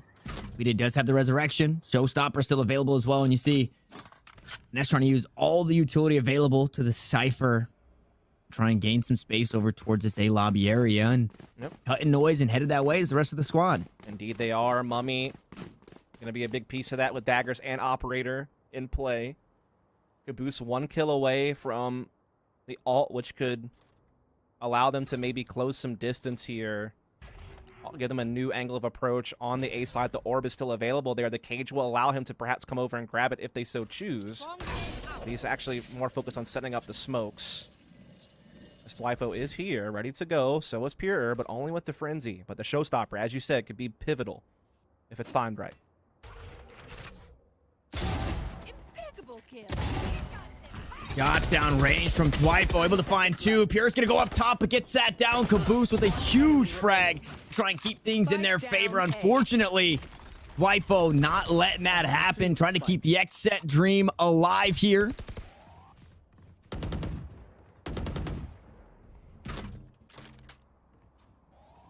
This is looking pretty over, Tanner.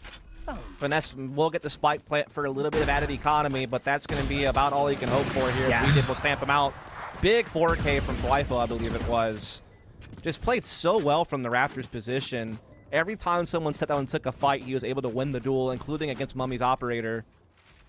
And even with, you know, the Showstopper, let's just say, not finding its ideal moment, Wifo made up for it in space.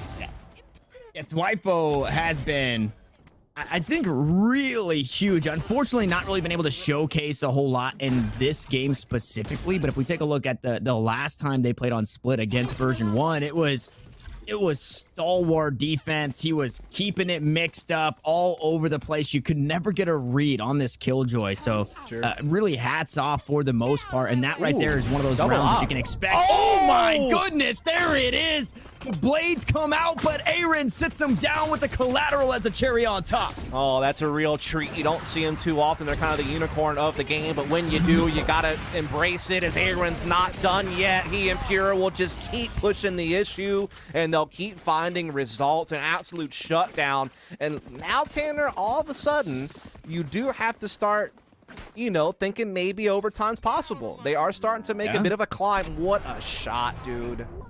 You dream of shots like that. And then to come back and do it again onto Caboose. As it is a double op defense, Tanner. That is an adjustment that has been made. And the thing is, Envy still don't know that it's out there. They only know about Aaron's op. Now they have to eco a bit. And it seemed like they were... I thought they were going to be eco there. I think they had a kind of a labored buy, but they just forced into it because they had the knives online. So huge round there for Aaron to not only obviously find 3 kills with the operator, but cut down the knives. This time around, though, not going to be so lucky. It's a frenzy to find the kill, but Pure going right back to work before he left off in the last round. One with the Phantom, one with the paint shells, but the frenzies still going huge for this squad. And Crashies on his tiptoes at the very top. He's able to grab the suppressor there of the Phantom, and now with the lockdown online, XSET want to secure this round.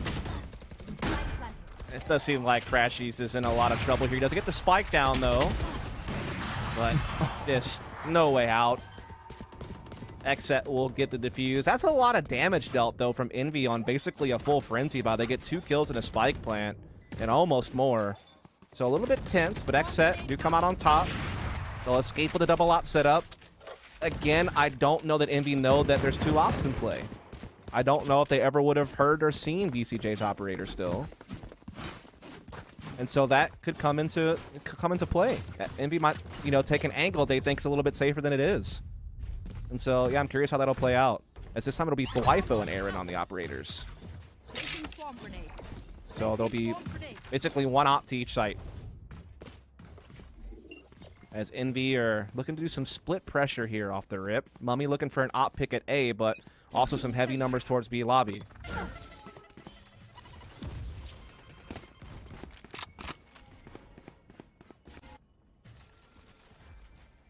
Spike down on the ground, so it is looking to be a whole lot slower. And yep. I mean, there's A lot of credits spent in this round, right? And just those operators alone. So still that double op looking to get a little crazy. I like the angle here. This is, I feel like something new that we're seeing from Weeded here. And it's something that you've kind of brought up in the past. Like, get a little creative, right? Yeah. Your Sage doesn't have to be that support Sage. Use that wall for some other stuff. And unfortunately, Aaron with the operator going to lose that battle against Mummy. And I mean, can you blame him? Mummy's just been so hot with it. And that's the thing. He's doing this with so little commitment. Like, Envy are not sold on this. They're just allowing him to kind of go by himself, and he's just having so much impact alone. This is devastating because XSET have to respect this. They have to rotate. They have to spin the res. But this leaves B so vulnerable. There is an op on the site that maybe Envy aren't aware of. And the turret will allow him to peek out, but he misses, and now Envy know, and they paranoid him out of position. Yeah, Dwifo, not long for this world, and he split the uprights with the first shot. Gonna go wide on the next, and it's all starting to come crumbling down. It's up to the last two. Make the last one. BCJ needs to go huge, but instead it's a flawless way to close out the first map for Envy. Man, you know, you're starting to get a little bit of faith, a little bit of hope in XSET. They were starting to get a little bit of something going, had a couple of big plays to make it happen. Aaron with a couple of big op picks, including the collateral. You had Dwifo with the big, you know, multi-frag round from heaven, and you were like, man, maybe we're on for something. But Envy said, okay, wait a second. We still got Mummy on the team. He still got an operator. He still got a jet. He still can make big things happen. We'll just use him to close out the game, and they did. And again, even with all the praise for him, there were 3 other players on that team that were within 2 frags of him almost the whole way through. So again, amazing, just well-rounded game from Envy there. It was 4 players and a smoke bot from Caboose, right? Caboose was there with the paranoias, tossing out the smokes, had a handful of assists, not necessarily topping the charts, but still being able to do their job in their own right, as we saw in that one round where they used it from the shadows. And man, so that looked, map number 1 on split, it looked a whole lot better for XSET compared to the last 2 times these guys met. So I would imagine coming into map number 2, they've got a fire lit under their butts. Guys, we have to hop away though for a quick second before we jump into map number 2, guys. Grab your drinks, grab your snacks, and we'll catch you guys right back here in just a sec.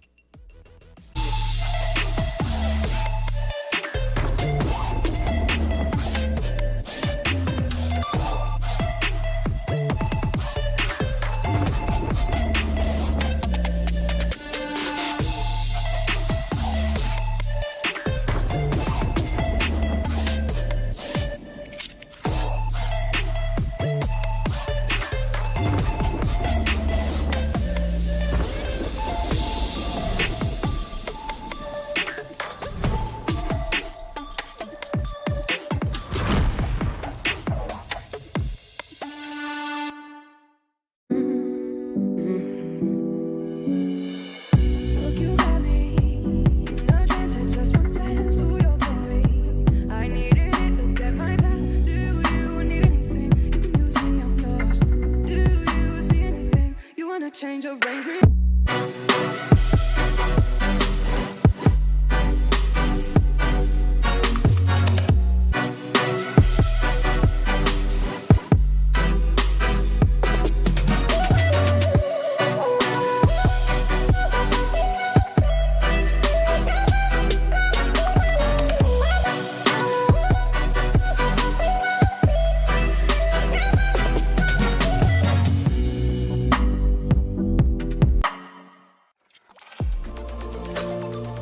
I feel like I need to defend my scene's honor here because this is just turning into a bit of a dog battle.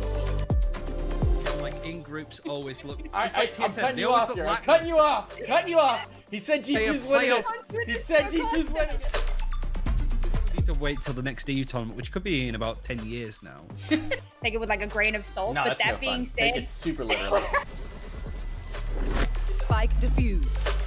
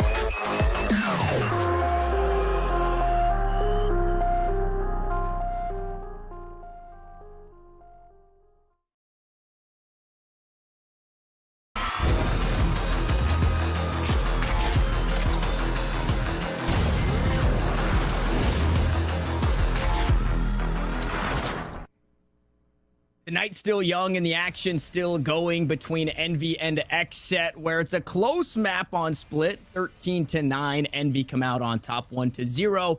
And now we bump ourselves forward, and you have to think, what are XSET doing to get back in this one? But before we get there, we do have those replays from that last map, just in case you missed it. And there was a whole lot of op action, Dust. I feel like we're going to see a whole lot of Mummy, you know? Yeah. Could be wrong, but I feel like, yep, okay, starting with Mummy.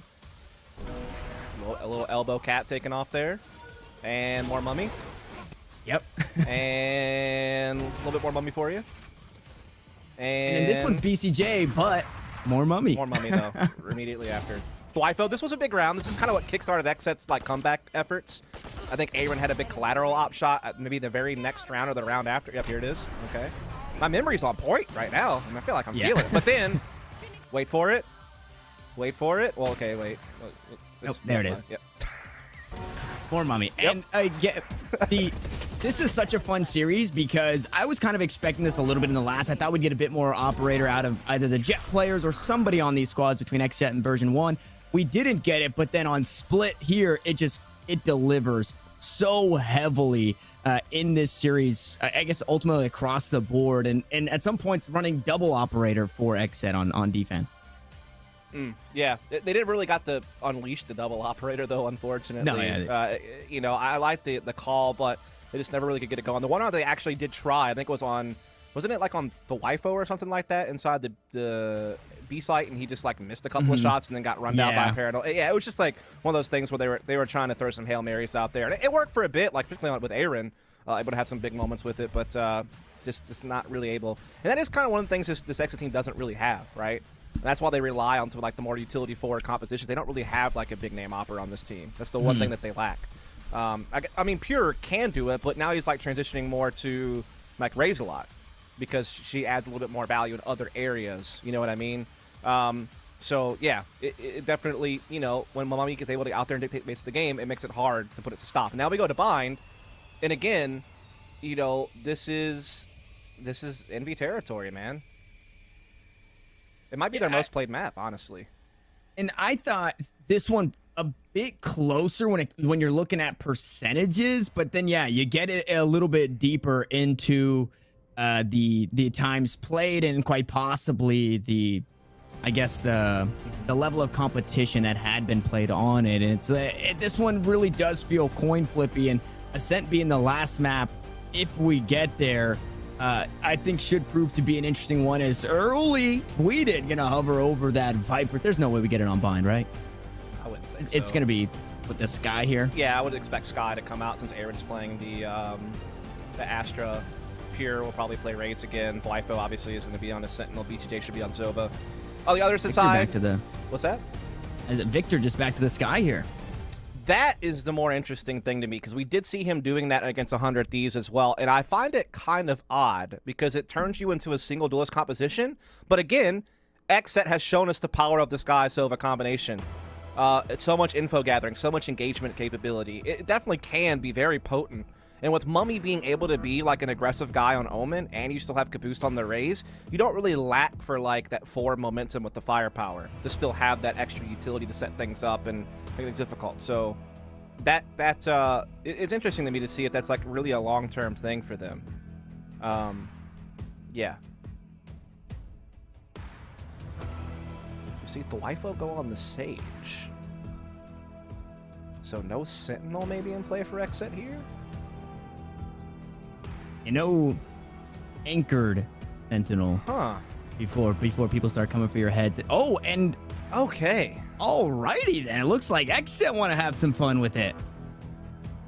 I mean, they've been kind of running their head into a brick wall lately against Envy. I guess you might as well try something different on the fly. Give it a different look. I mean, We Did obviously is known for the Viper, but on Split, right? You know, that is kind of where he made it famous. And maybe Icebox, obviously, is another map where you'd see Viper played for a time. Bind's not one of those maps that, like, just immediately leaps out to me as a map that you would play Viper. But We Did, he's a wild guy, man. I mean, he does sometimes try to, like, push the limits of the meta and, like, come up with new things and innovate a bit on what he's doing. And so I can't knock him for it. Can't knock him. And I would imagine at this point, too, for this XSET squad, that it feels... I think it's 4 times, including this one, out of the last 10 that they've played Envy. And it's probably just, like you said, you know, we've been kind of running at these guys. They've been a brick wall for us. Let's just have a good time. Let's mix things up. Let's play something that we still know, right? We're bringing in the Sage. We're bringing in Weeded on the Viper. He's not new to the agent. And it's going to be something... And it's not... fixing it up. It's not like he's never done it before either. I think he's played Viper a handful of times on Bind, but the vast majority of the time he's played Viper, it's been split and then Ascent, I think, a little bit as well, if I recall correctly. In fact, I don't think he's ever actually played Viper on Icebox, which is kind of wild, since he was kind of the Viper guy. He never did bring it over like some teams did. And that is a wall from downtown. They're going to push right through it, though. A little bit of disrespect on the Viper utility. As that body going to make its way through the teleporter, and the bodies are starting to fall here on the site. Crashy's the only one down, though, for Envy. And inside, oh my god, up close and personal. We did. They're going to make things hurt. The spike has since been planted, and we find ourselves in a 2v2. Unfortunately for Mummy, he's only on 13 HP. We did in BCJ, awfully healthy. As the snake bite's going to buy a bit of time, buy a bit of space. Caboose now in a very winnable round. Oh, wow. Oh, my goodness. BCJ clicking head. Caboose trying to use the satchel to create an even wider wide peek to throw BCJ's aim off. And with 5 HP to spare, BCJ found the dome. And a big round from him. 2 kills, almost a team ace there for the XSET squad. Mummy and company making that tough on him, but it came down to this here. Oh, he dinked him too. Yeah. That's a tough one for Caboose. Nice try. As again, the straight line will go across the entire map here, blocking off a lot, really. Short, showers, and even helps out a little bit with Octagon and hookah position, so definitely can block a lot of sight lines. Paint shells to slow things down over towards showers. You got a handful stacked up over there, so got quite a bit of value. Pick the first to fall, Caboose to follow, and Pure gonna battle back in this round, trying to match the energy of BCJ, picking up 3. It is that anti-eco, but for Ember, you are absolutely hoping to do a bit more damage than you've got done thus far. We did sends a couple extra rounds into the body. The dead check coming on through just to make sure. Homie does make it hurt for 1. Tosses out the spike, tosses out the smoke, just looking to make a play, and BCJ once more to close it out. Yeah, I think the other interesting thing about the Viper here is you already have Aaron on the Astra, so they're kind of like overlapping in maybe what role they would play for your team, as a lot of people would kind of sub out a controller for Viper. There. And so, yeah, I'm kind of curious if that's going to kind of harm them in like some of their attacking capabilities later. It also could set up some interesting executes, perhaps, when they go to the attacking side.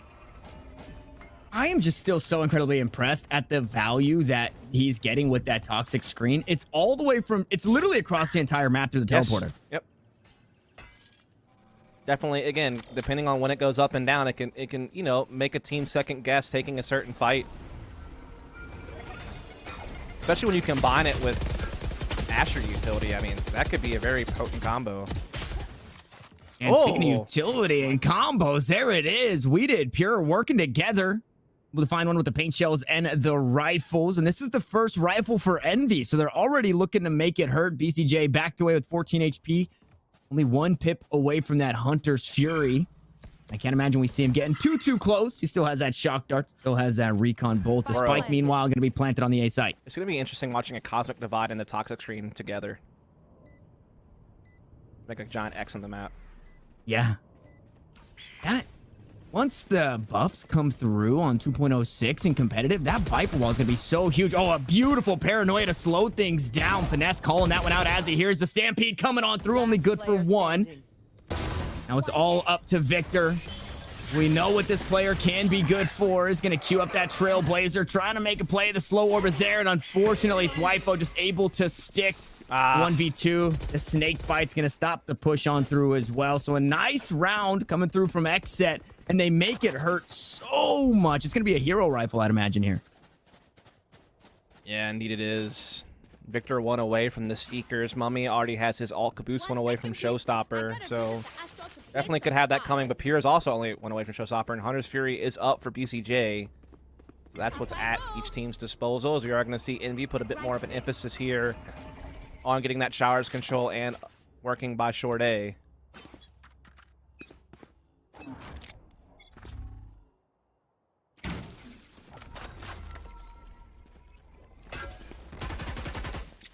Nice gravity well. Gonna pull in Victor and Pure able to close it out. The vulnerability getting quite a bit of damage. The teleports to come on through. Finesse trying to do what he can. Unfortunately, that Viper wall just kind of being a nuisance. Playing in and out of that one. Dwight able to pick up a couple, and that's so big.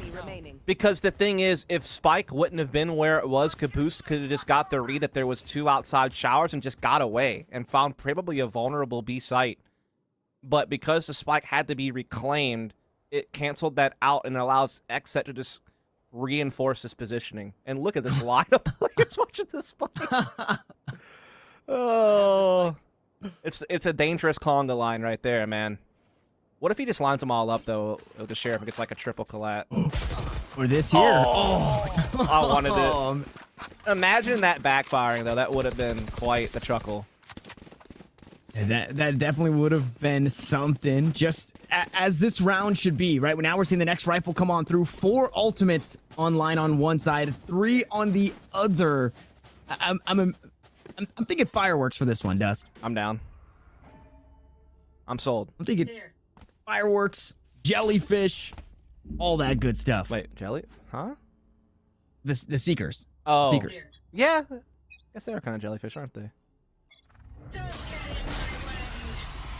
And Weeda can use that Viper's Pit here. Nice little domain expansion inside of Hookah to make sure nobody pushes on through. Nebula smoke. And keep Caboose alive for just a second. But this basically, it pushes you either all towards Long B if you want to play that way, or everybody towards A. And they stacked E. Yeah. XSET. What is happening? There's some wild stuff going on in this game, that is for sure. And, you know, Envy will find the wide open A site. Seekers will detect Pura's presence. Hunter's Fury going to try to get something going with that spike plant. Does tag a couple of players, does not finish them.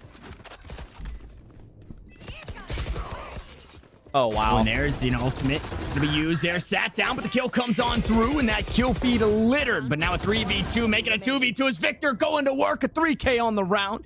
The spike has since been planted, and BCJ needs to do something heroic here. Needs to be the hero for XSET. Unfortunately, cannot. It takes 2 rifle rounds, but finally Envy on the board. Yeah, I thought they're trying to let Victor treat Sky like a slightly upgraded Phoenix that can also get intel, but can't run it back.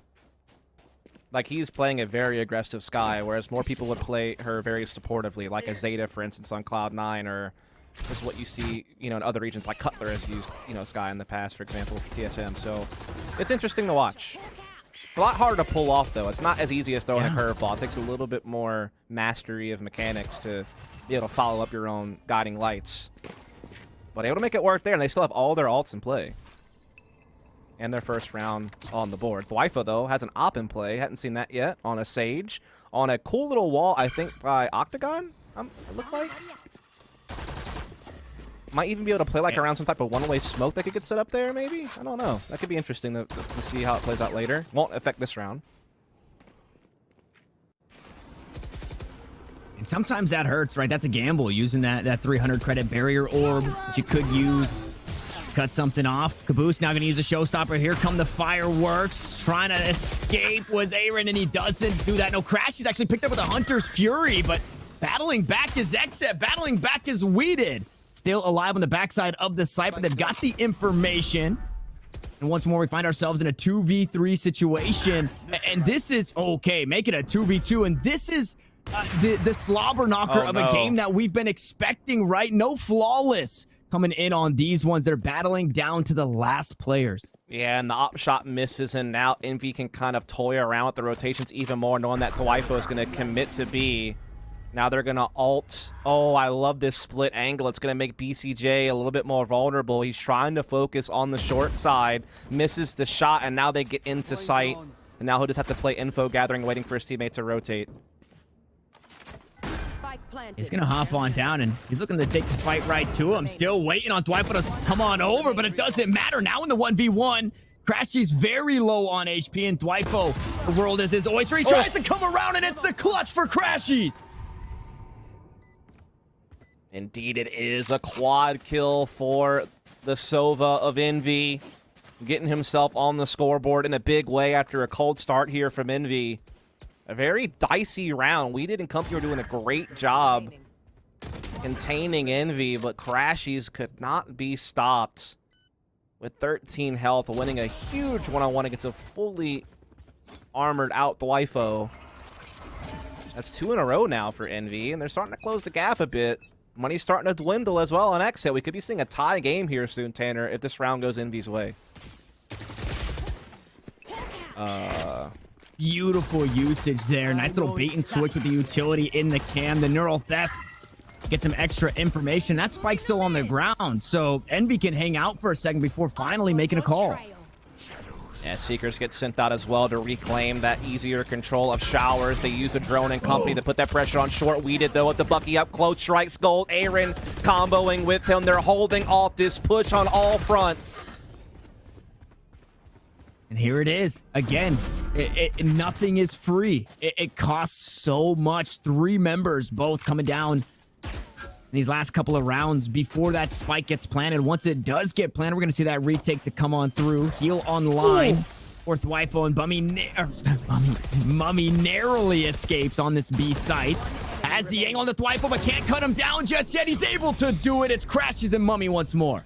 Crashies was so important there. You could see Mummy was trying to sweep around on the Dwipo and almost got exposed by the back halls player, but Crashies had the mind to cover that spot for him and just kind of work out a nice little maneuver. Look at how much trouble Mummy was in there, and Crashies bails him out. Crashies a couple of big rounds here. A quad kill in the previous, a double there. And now the money is at a tough spot. XSET will still spring for what they can, but it includes a couple of Spectres, and a loss here means a definite save. Okay, this is interesting. What is this? Well, wait, is it? Oh my god, that could be crazy huge if they actually go. Oh, I can't wait for that thing. It's like a shield. This little AC unit thingy or whatever that is. Yeah, I mean, it ends up working for a kill, but you have to think with all that fire, they knew they were there. Caboose gonna go up top on the box once more. Even across the board, low HP on a couple of members, though. We'll see what Caboose can get done with only 24. Mike leaning on over towards a short. Recon bolt gonna come through. Mummy first to find contact onto Dwipo. Unfortunately, can't find the kill. Just a bit of chip damage as they take the teleporter. Mummy looking to lurk and make it hurt on the 2 remaining here on A site. They are going to res a player here, and if he cuts all this off, this could be devastating for XSET. They're trying to rotate. Mummy here, finds it, still lingering around. The rest of the team now decides to shuffle back to A side. This has been brilliant from Envy. 30 seconds left. So much space bot there. Enemy remaining. By this squad now, it's all down to the last BCJ. Again, in a clutch situation. You're asking for a whole lot, especially now as that shock dart chips away at some of the HP. 78 health to his name. Caboose is low, so we can look for that kill.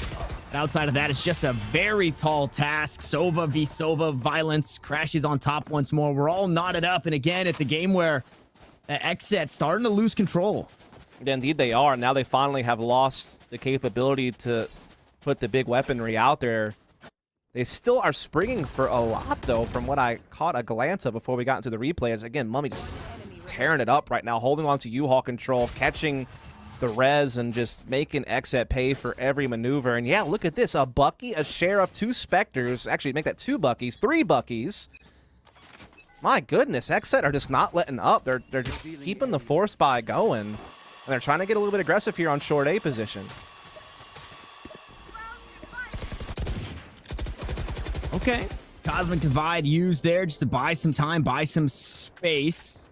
And it really awkward. The space that you've gained from Caboose, it's not really space that you've gained, though, because BCJ is just on the other side. Oh, BCJ gonna push on through. Shots going down range, low HP. That's what Char's gonna find the kill. No way the blast pack gets it done. Another one to follow, and Pure could be in trouble, and he is. 2 kills for Caboose. He doesn't walk away unscathed, but very healthy and very favorable as Weeded tries to pull the dart out. What is going on, Dust? This is just well and truly all over the place. I don't know what to say. I mean, they get a double kill in Hookah around the Cosmic Divide as XSET tried to get aggressive there and got absolutely waxed by Caboose. Finesse tees off at short at the same time, and XSET lose all ground all at once. And I mean, at some point, they're going to have to give on a save, I feel. I mean, they have been really trying to just scrape together these mixed buys to try to keep themselves in the race, but I feel at some point, you're just going to hamstring yourselves. They actually still can buy here fully, but it means you're going to lack elsewhere. As far as like maybe abilities or having full armor. Yeah. You can see that Aaron and Pure are going to have to go on the lighter armor to get Phantoms here. So I'm actually kind of impressed how long they've been able to calculate like half buys to still get a full buy here. Like they've really been careful with their spending. I thought they were kind of done for, and they're going to go for the ult here by We Did again over towards Hookah side. They tried this earlier. This time they don't have as many numbers committed around it. Last time it was all 5 stacked up over here trying to make a crazy play. Yep. A little bit more calculated this time. BCJ using the drone to spot a player outside there. Going to try to chase out the Hunter's Fury. We go wide on 2 and 3. Kind of unfortunate. Hunter's Fury going to be traded right back. We did going to swing on out. No, Caboose actually pushes on through, and they go right past one another. Oh, look at this. Surely they meet here. No, Caboose actually is A-okay to leave this one behind and head on over towards the A site with the rest of the squad. Yeah, they're looking to pounce. There's a star in front of them, and there was the stage here as well. Contesting paint shells come in, but Victor finds that entry. Oh, that's a beautiful recon, finding all the info on the other 2 members of XSET and where they're located inside the site. Shock darts coming in. Chip damage being dealt, and Indy still have yet to fully commit. They still have their options open to them here. There are 3 ults they have to contend with, including a showstopper. 30 seconds left. Time's running low. They need to commit to something here. Looks like A is going to be the target. But look at the defense for XSET. It's just Pure here. Yeah, and it was actually like a full rotation over towards A. They didn't expect it to be A. Okay. Pure able to find one, making things a bit more doable. Showstopper online, sends it over to the top, able to find the kill onto Victor, but it's traded right back. But again, it's low HP. XSET need to find a way to close out these kills. Crashy is so stuck, dude. Yeah, and the rest of the squad behind him, Caboose is 1 headshot away. Mummy's only 6 HP. That's surely just a classic right click, although I say that. And there it is. Crashies has no way out. The last 2 remaining don't have a whole lot going for them as they stack up inside a U-Haul. Surely going to be a spray down, and there it is. They split the squads left and right as the kills find their way through, an XSET get back on the board just when we thought they were kind of losing control. Yeah, now it's going to be an even split, 5 apiece right now. The thing is, this kind of favors Envy. They are over 60% win rate on both sides of the map on Bind for the entirety of 2021. They have a 75% win rate on the map this year. So they're feeling right at home. Again, XSET's the one that's a little bit more pressured, as their attacking win rate on this map is 47%. So they get the bulk of their rounds on the defense, near 60% win rate on the defense, and they're struggling to keep up with that pace.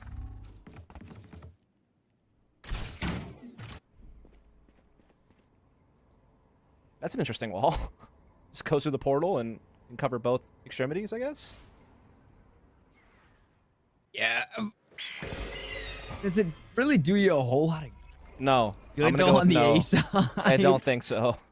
That's, I mean, unless you're gonna press short A or something, then I could see the value in it, because it cuts off maybe like spawn support.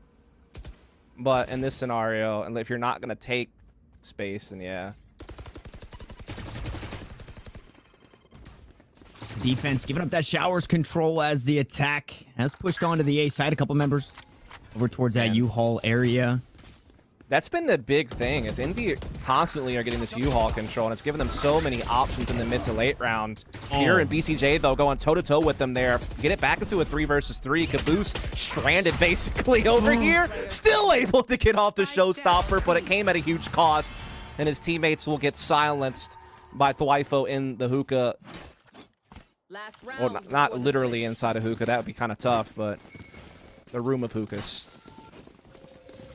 The economy is so weird right now. Envy have just been flourishing for so long. They're still able to get rifles here in this one. For XSET, like you said, this is, you really have to put up ideally 7 because it's the best you can get, because going on the attacking side, it's going to be tough into the defense of Envy.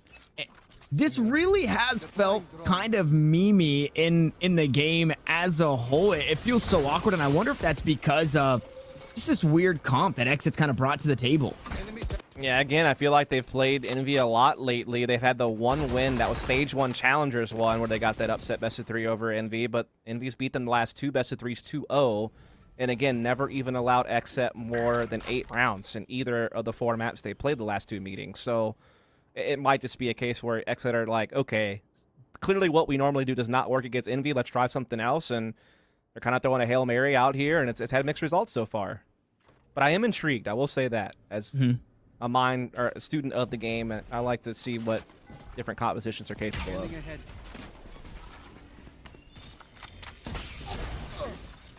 I think this is a composition that gets a whole lot stronger once those Viper buffs come on through, as we stated before. It is that 5v5 play towards this B site. Now a 1-for-1 in kills, and they just keep doing it. XSET, if you blinked, you missed it. They grabbed the best they can get, 7-5 at the half. Switching sides. A hot start and a decent finish to keep themselves ahead as we transition sides. Again, though, Envy over this year have been strong on both sides of the map, whereas at times XSET's attack have really lacked. And I'm kind of curious how their attack even works when you really only have Pure in a role that, I mean, I guess Thwifo obviously as a Sage can be aggressive with Pure, so I mean that is there. But yeah, not having a Sentinel, not having the Sky, which they're used to playing on this map, it limits their info gathering capabilities a little bit. In fact, quite a lot. It's really only BCJ they can lean on to do that for them on the attack.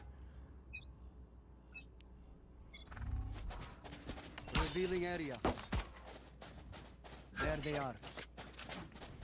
Here we go. XSET can put themselves in a pretty good spot as they storm up towards this B site, and you noted it in the agent select. No Sentinel really for this squad outside the Sage, but no anchored Sentinel, and that puts Weeded on the lurk here on that Viper pick, and everybody teleporting on over. Maybe got a bit of information that they've rotated over towards this hookah area, and they can just get showers for free. Yeah, indeed they can. The Viper wall is down as well to pave the way forward. Smoke on Heaven. This is a great combo of utility to sanction off this area of the site to ensure a plant while they maintain control of showers for post. I like this setup from XSET. This is a great pistol round strat. It looked like Weeded was leaving maybe for setups, but now is just going to toss out that snake bite right on top of that spike. Poison Cloud on top of it all as well. Flash going to go on through, and it actually does a bit of friendly damage. What? Unfortunately, Victor, the last one standing, he blinded his teammates as they pushed on through. Now we find ourselves in a 1v1, but the decay is there. Halfway, the spike's going to go. Victor just going to stick it. There's no snake bites. There's no time. And Victor goes clutch. Oh, my goodness. Victor just nerves the steel, man. To hold that and all that decay, he becomes so vulnerable to just one stray bullet, but makes it work. And I have to say, despite the result not going XSET's way, I actually love that strat. I think that's one to study in the future. Definitely has some potential. Might even see it in a gun round. Just a good combination of the Viper and the Astra utility.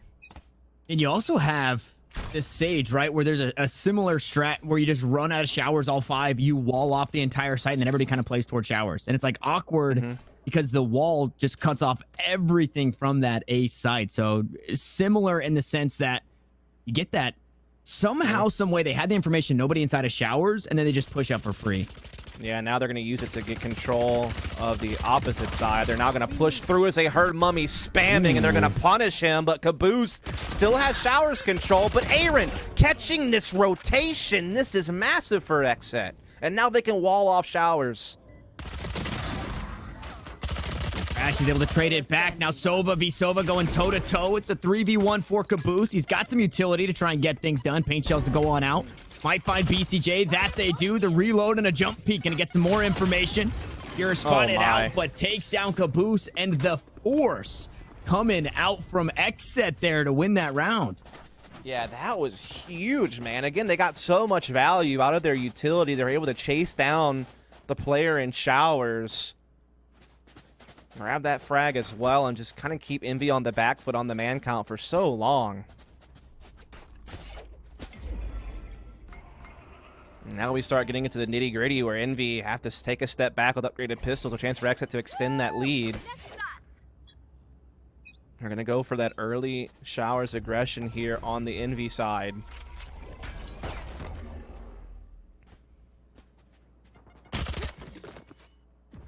Wow. Absolutely dominated. Mummy gets one back, though. So looking to make it hurt. Again, on the defense. BCJ on low HP. And with Waifu off the board, there's no heal. So could quite possibly make the bonus coming in round 3, which feels really weird because of that eco. But could make the bonus hurt just a bit. FNS half shield. Frenzy and a dream. There it is, making it hurt. BCJ taking off the board, backs away. Weeded up close and personal with the bug. He's able to find a kill onto Crashies, and the spike yet to be planted. As FNS was trying to play inside the smoke. Mummy has since upgraded to the Spectre, but it's not enough to find a round win. 9-6. XSET find themselves in the lead, but here we go. Economy reset for Envy and rifles on the table. Indeed, they are going to be able to get the Phantoms across the board for the lineup. They have the Seekers available for Victor. Caboose only one away from the Showstopper. Crashy's not too far off the Hunter's Fury either. A couple of alts in play, though, for XSET, including the Rez and the Hunter's Fury, and they also are only one orb away from Showstopper, so a lot of alts could be coming out here real soon for both sides. XSET trying to increase that lead even further. They have everyone here at A. And again, this combo of Astra utility and Viper utility could create some situations that Envy may just not be ready for as far as angles they have to worry about and just how things play out.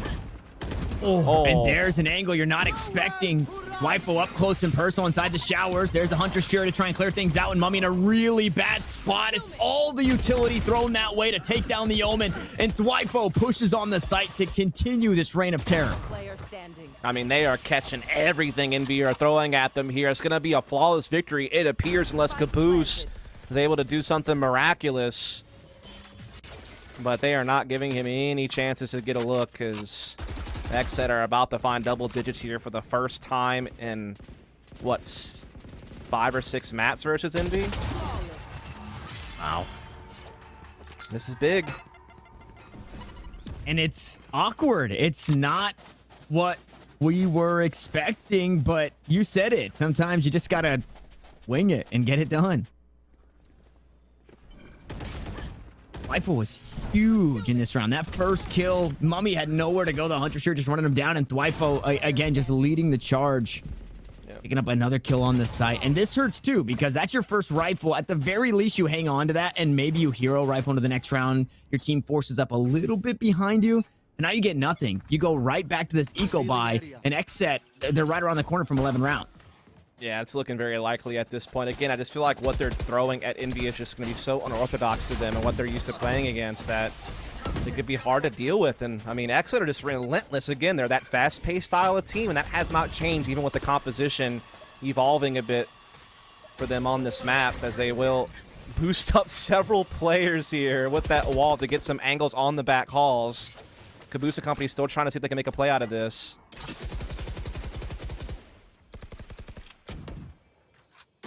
Smoke cloud up top. Pure gonna spot out Caboose. Only has a Bucky to his name. Unfortunately, not in the best position. Bucky shots coming out from Victor, though. Going up over the top. Trying to find something. Waifu able to mow down one. I don't think the Bucky advantage is going to work this time around as Caboose hops on the site. Makes it hurt.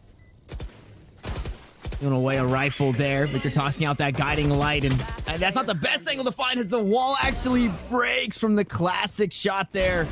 Incredibly unfortunate as FNS just continues to try and bring pain on the XSET squad. And XSET pushing to 11 here. Indeed they will. Finesse the last hope there, and now he is gone. Round goes the way of XSET. And now Envy. I'm not sure what they do here. You do see that they're able to get the operator in Mummy's hands. Rifles aplenty as well. So this is it. The last ditch effort, I feel like, for Envy on this map. If this doesn't go their way, they are in a real tough spot.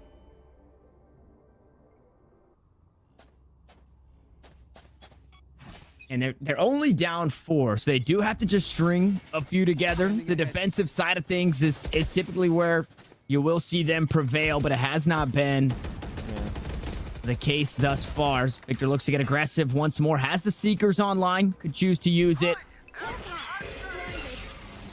Hunter Fury going to be used there. Victor finds the first kill. There it is. On to Thwifo, taking down the Sage. So Resurrection off the board. Caboose going to get healed up there. That regrowth coming on through. So nice and healthy is the raise. Those satchel charges going to buy some time. And there it is. The blast pack picks it up on the imposter. Pure goes down. And this is a great way to start to battle back for Envy. Yeah, finally a good start to a round defensively for Envy. It's been so long. Mummy pitches in with the operator. One enemy remaining.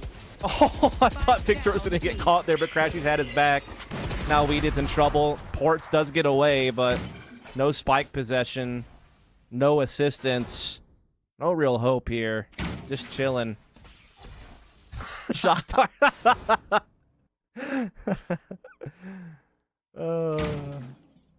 30 seconds left. That's actually clever. It forced the door open. Yeah, you know, I'm not one to, I try to keep it pretty professional, stick to the game, but nah, you gotta laugh. I mean, just how could you not laugh at that? You got to. You gotta have a little fun every now and then, you know? Yes. You can't have fun, then no one here can. Oh, this is a nice spot. At least that's my philosophy. I always try to say if we're having fun, hopefully you're also having fun. But maybe you're annoyed. I don't know. To each their own. To each their own as we take a peek. 8 ducks in the pond. Only the Sovas without their ducks or their ultimates here. Oh, I was so confused. Yeah.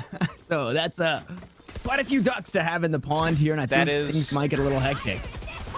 Those are indeed ducks, I guess, as we are seeing XSET looking to full plow into A with all the Viper utility and the Showstopper and the Cosmic Divide. I mean, everything's there. They got the site all sliced up. Ooh, nice kill coming on through, though. Blind was Thwifo as he takes down Victor. Neurotheft gonna get information. Caboose on the flank, only able to find one, but chips away quite a bit of damage. And FNS can't close it out. BCJ with 4 health stays alive and keeps the player advantage in favor of XSET. Now the sites are split. Mummy on one, Crashies on another.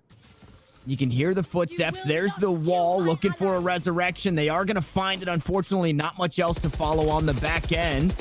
That wall looks to get shot down. They do just that. The spike going to get spotted out. There it is. Aaron to fall. BCJ has since been healed up, and we're still in a 3v2. Recon Bolt now taken down. No information given, but they've got the spike, and they're headed the opposite direction. Yeah, Mummy had rotated as well to try to help Crashies out over here with that op to watch short A, so this will leave B side open. Mummy is now rotating, but he will probably get there just a little bit too late to fit an op shot through before this spike makes its way to the container. He does spot Weeded hop across, though, but the Viper's Pit will really make this op tough to put to use. Almost obsolete here. It's very up close and personal. That shotgun op, if they look to push on through, you're basically just trying to find the no scopes. If you are Mummy, unfortunately not able to get the tags off the back end, is going to send a shot and quite possibly looking to save here. Yeah, might have to with their money, and Crashies, though, might have opened up a little bit of a crack in the window. But you just have to send it. They're running out of time at this point. XSET looking to close this one out with ease as Weeded goes up top. There's the op falling down. Crashies pushes onto the side, trying to make it hurt. Able to find the kills, but has no time. If you just pulled the trigger on 1 HP, Crashies not able to sneak away with the op either. So close. He almost got away with that op. He was like a couple of footsteps away from salvation, but does get captured there by the spike implosion.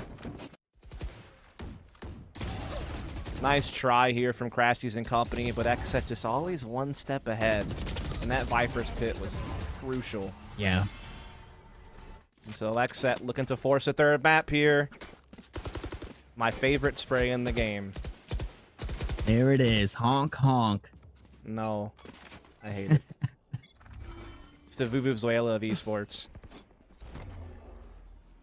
We love it here. Give I us actually have a Vuvuzuela in my room. Interesting. That's the kind of human I am. Yep. Ooh, Hunter Shuri's going to be traded out on opposite sides of the maps. Unfortunately, not much found outside of a couple of tags there. So a good spot from Crashies to put his teammate. 70 HP still on Dwipo. Uses the heal. There's the kills to follow. And Mummy going back to work. Still has an operator. Caboose goes up top of the showstopper. Looks to find the last one here in Dwipo and does just that. Envy hang on. Well, that's a statement round from Envy if I've ever seen one. A critical round. The only round that was left for chance if Envy couldn't win it. And they come up with it and only lose one member along the way. That was a big shutdown. Careful. They have to win 4 more of those in a row to force the extra rounds, and that's a tall order considering how well XSET have played so far on this attacking side. Again, they're just creating so many awkward fights with this combo of utility of Viper and Astra. It's really, it's kind of hard to keep track of, man. Like, this is such a wild attacking half. Just see how they're piecing it all together and what situations they're creating. I can only imagine what it's like for Envy to play against live.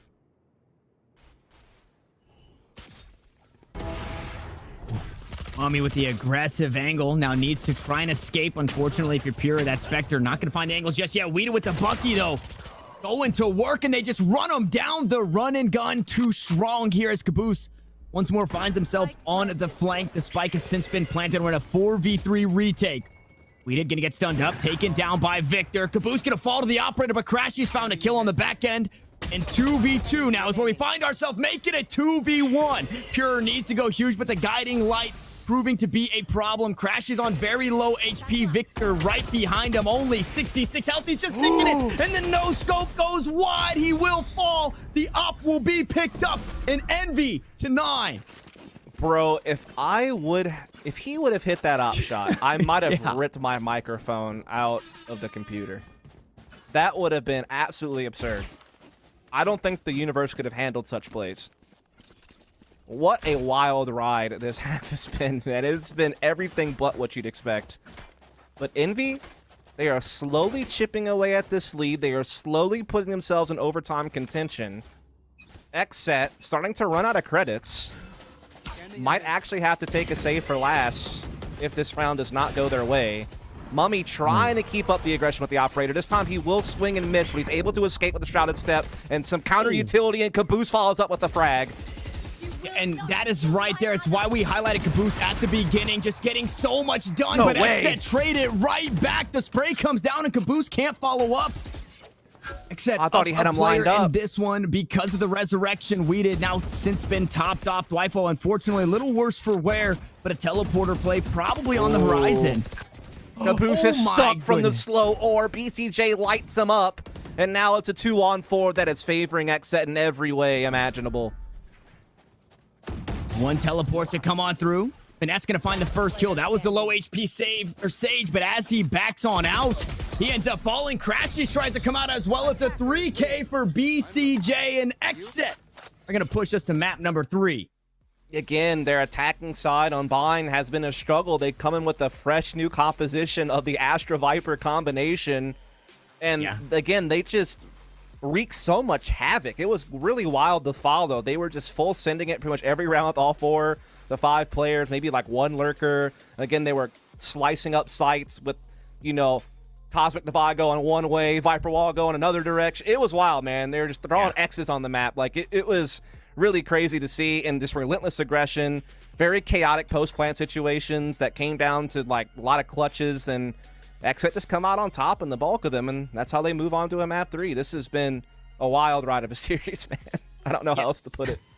Incredibly hard to catch your bearings in that one because of the compositions. Now, as Dust said, we're pushing on over to a map 3. The winner headed to the grand finals to play 100 Thieves tomorrow. We're going to hop away for a second. We're going to get the lobby set up, and we'll catch you guys in just a bit.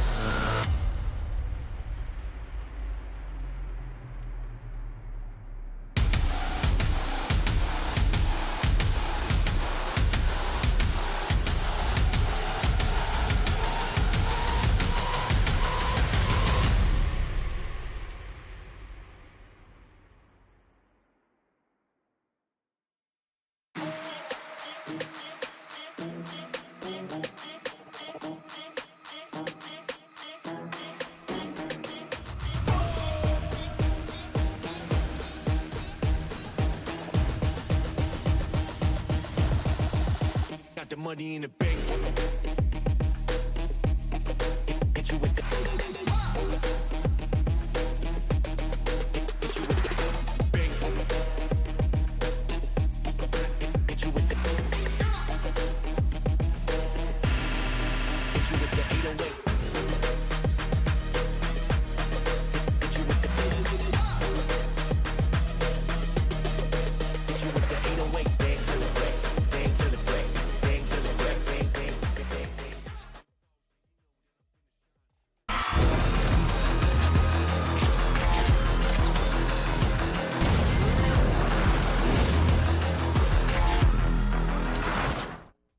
Short break, and we're jumping right back into things. And Dust, contrary to popular belief, we've got ourselves a series on our hands. Bind, it got a little kooky, but here we go. Map number 3 on the horizon. I'm not gonna lie, I got a little lost in the sauce on Bind. Yeah, I felt like it was going one way, and then it went another way, and then it turned back around again. We did another little U-turn, and now we have a third map.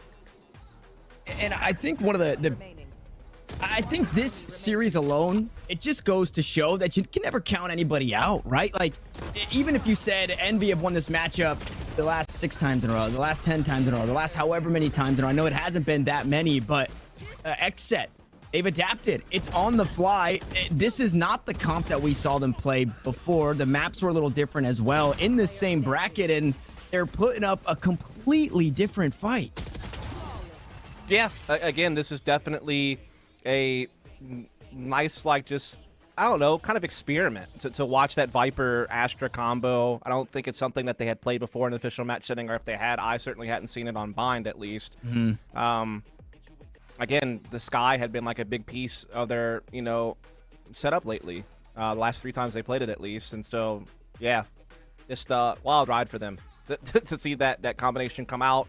Again, that's not even a map that we would see Viper played a lot. Whenever we would play Viper, it would be elsewhere, like Ascent or Split in particular. So it was very interesting. Again, also interesting to see Victor pick up the Sky and kind of see what he can do with that. Just trying to play Sky more aggressively than maybe Sky's used by other players and their composition. So it was definitely, again, just kind of like a fun learning experience for me, just to see how those compositions would play out and like what was possible. And XSET were just a little bit better in the clutch, man. We had a lot of small number situations and post plants, and XSET were just able to clean those up a little bit more effectively and more consistently in that second map that we just watched. Yeah, and a lot of that chaos in the map, or a lot of the craziness, it came from what XSET's composition brought to the table. So it kind of, you lean that way, that XSET should be the team that makes it out of things, because they're creating that chaos. As we look at where we've been and now where we're headed, the last map of the series, the decider here as to who pushes forward to the grand finals tomorrow is going to be Ascent. And just like we saw on Bind, I would imagine, unless they're kind of pulling out all the stops, we see Victor back on that Sky. And we could see a Viper. Yeah, again, Viper is something that at times we did play on Ascent, so we could see it. Definitely we'll see an Astra from XSET, no doubt about that. They've been playing Astra the last like 5 or 6 times they've played Ascent. They have been picking up the Astra. Probably we'll see a Sentinel back out and play, or an anchoring Sentinel, I guess you could say, as you so put it with Waifu, probably going to be picking up the Killjoy. And then this is the map where I think we did's been playing a ton of Phoenix lately on this map, so that is the other thing I would probably expect to see here if things go according to plan, which certainly didn't in the last map. So whatever. I'm just doing the best that I can. And then the other way around, whenever we did see Envy play against 100 Thieves earlier today on Ascent, they did indeed put the Sky out there in Victor's hands, and then played a very similar composition to what we saw just now on Bon, except they had Finesse on the Killjoy instead of a Cypher. So that's really what I would expect to happen here. Now, obviously, Envy's more normal play on this map is obviously have Victor playing that Phoenix. But we did see Mummy picking up a lot of Astra lately on this map, but we didn't see it against 100 Thieves. So yeah, still kind of curious to see what'll come out. Yeah, it seems like, and again, a lot of what we do is it now even more cemented feels like speculation, because we talk about what we see, we talk about what we've seen, and then you jump into the map and it's something completely different that we weren't expecting. And so to have that Astra pop up sometimes for Envy and then just hop on. The last 2 times these team met, we saw Astra on both sides. We might not see it now because it seems like Envy have kind of jumped ship because of that 100 Thieves series. So I'm interested to see what we get as we look to jump on into the Agent Select. And there's absolutely no way we get a Yoru, right? Bro, I would lose it. But you know what? I'm ready. Bring it on. As we are indeed seeing Victor lock in the sky and everything else kind of falling into place as normal for Envy. Again, I am curious to see why Mummy is not playing the Astra. It seemed like he was putting Astra to great use earlier on, maybe saving it for later, though. Everyone hovering Yoru on XSET, having a little bit of fun with this. If not one of you now pick Yoru, I'm going to be thoroughly upset. If all 5 of you hover it and none of you pick it, you're all cowards. So I don't know how this works because I haven't played in enough custom lobbies, right? But if you all hover an agent in competitive, it locks in random agents and somebody will get that one. I was wondering if maybe they were just going to run with something like that because it was crazy. But no, we jump back onto it. We still have, we still have the Astra coming on through. It's not weeded, playing that Phoenix that we have all the information about. We quite possibly expected. It is that Viper coming on through. Yeah, so Dwifo changing to the Sage from the Killjoy, and we did changing from the Viper to the, or changing from the Phoenix to the Viper. Interesting. Basically, mirror of what we saw on Bind. Exact same thing. So, and this feels like, again, kind of maybe quite possibly the same thing. I don't know where Challengers 2 takes place for the open qualifiers as far as patches go. I would imagine we'll probably be on 2.06, but this is kind of the same speculation we had about Envy, right? Instead of working on a new comp or working on a new play style in scrims, why not do it when you've already secured a spot, you're in a pretty good place, and you're doing it real time? This could be something that XSET is looking to do, right? Surely by the time we get to Challengers Finals, we're going to be in 2.06. That Viper we'll be is for the going to be qualifier useful. for the next event. Okay, we'll be in it for the Challengers 2 qualifiers. Yeah, so you're right. So there it is. So just doing it real time here. Yeah, I mean, that's definitely a good point to make. Definitely does make some sense. As again, these two teams are battling for a slot in the grand finals against 100 Thieves here in the Challengers 1 event. So obviously seeding and extra prize money on the line in that regard, but they've all put their tickets to the regional final taking place in a few weeks' time. They get to skip Challengers 2.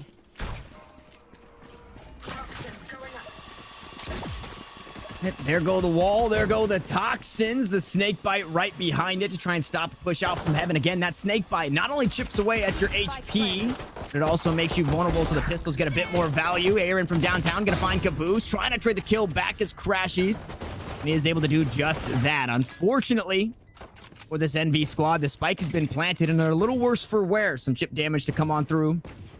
Victor looking to heal up his teammates, though. Crashy's unfortunately not the benefactor of those heals. Nice poison cloud, gonna slow things down. Paranoia going through the site, cutting off the lights here. They push on through the toxic screen. Victor gonna find one, but it's traded right back. Dwifo gonna hop on the board as well with the sheriff, a new sheriff in town, and it's all up to Crashies. He didn't receive a heal, and unfortunately, he's gonna be out of time in this one. Just looking to try and take away the pistols, looking to pad the stats, and quite possibly get the Hunter's Fury. That's not going to be the case. Everybody dead, but XSET with another pistol. Seems like the pace and the situation is just picking up where we left off on the previous map. Again, XSET wasting no time, just fully sending it into the site, and I imagine we'll be seeing that quite a lot this half as XSET are just that kind of team. Very explosive. Again, new composition with the Sage and the Viper. Still the same old speed, the same old hunger to get things going early in the round. And another round that, again, comes down to small numbers and just very chaotic. And so I think we're in for another exciting map, it seems, if that round tells us anything. You wish you could get a mulligan on that one. Unfortunately, Rifle not able to get on top of the wall there. But hey, you know, lose is improve. Losing is learning. I imagine that's going to be something fun for later. Let's just store that one away. Okay, what? A nice little kill to kick things off. This is the anti-eco for XSET, so we are expecting it to go their way. Today has been a really weird day when it comes to the bonus round specifically. So not necessarily this round, but that next one that we jump into. And XSET, I think they're kind of feeling that too, because they forced up 2 Bulldogs coming into it. Ooh, we did awkwardly enough. Gonna put down the snake bite. Unfortunately, hurts the teammate a little bit with the classic in hand. Unfortunately, Victor can't find anything, but Caboose and Finesse are able to finesse a couple of kills. Now, the last one standing, unfortunately, going to fall to the paint shells there, but hurting the bonus a bit, stealing away. Well, no, they didn't. They picked up the Bulldog. They take it away, Bulldog, but they still have 2 in hands. But here we go. Now, this is basically where map 3 is underway. Rifles, a bit of a bonus for XSET, and we'll see what Envy can get done. Yeah, a little bit of a heftier bonus, right? Having a Phantom and a couple of Bulldogs in play. BCJ going for the Bucky just to... Wait. Okay, the Bucky goes to Weeded, actually. And, okay. Okay, here we go. Maybe this is where the Guardian of BCJ is going to come into play on the wall boost? Or no, it's going to be Waifu with the... Okay. There it is. Oh. Big sad. Wow. Victor coming up huge there. Victor said, get that out of my face. He's expecting it. I mean, they did kind of see it last round, right? So you'd imagine they're going to give it a go again. And so Victor's like, hold my beverage of choice while I take this shot. And that right click can be so strong on the Bulldog. Obviously, at distance, it gets a bit harder to land all 3 of those shots. So it is just a bit of chip damage overall. It's a good way to start your rifle round. Try and get things back in control. BCJ going to get a bit of information as to where one player is. Doc Dart, try and buy some space and some time.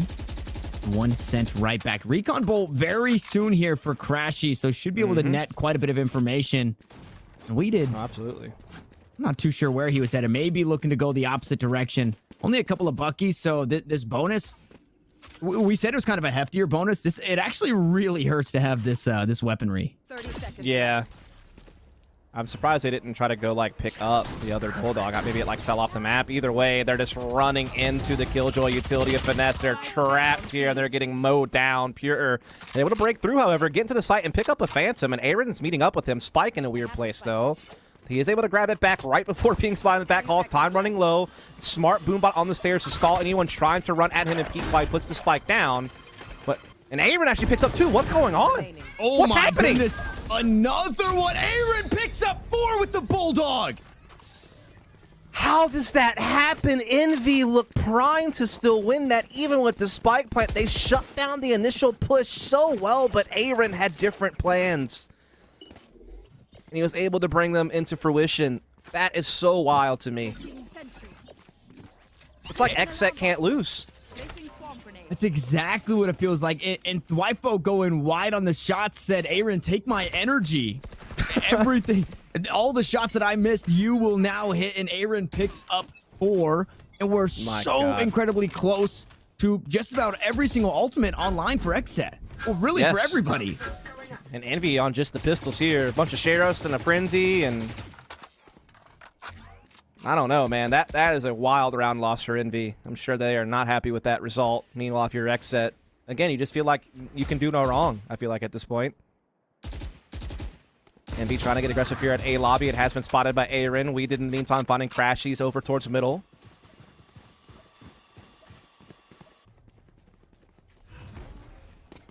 An interesting little observer bug, it looked like.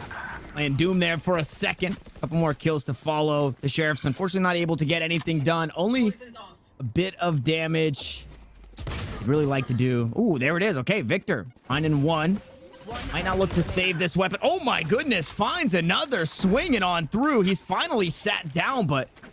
Geez Louise, they made it hurt. That is certainly the case as XSET come up 4-0, but not after, you know, losing a couple players along the way. I should play some Astral Stars in this reality. Wow. Oh, this is a 20 mean. Say again? It's just a room number? Oh.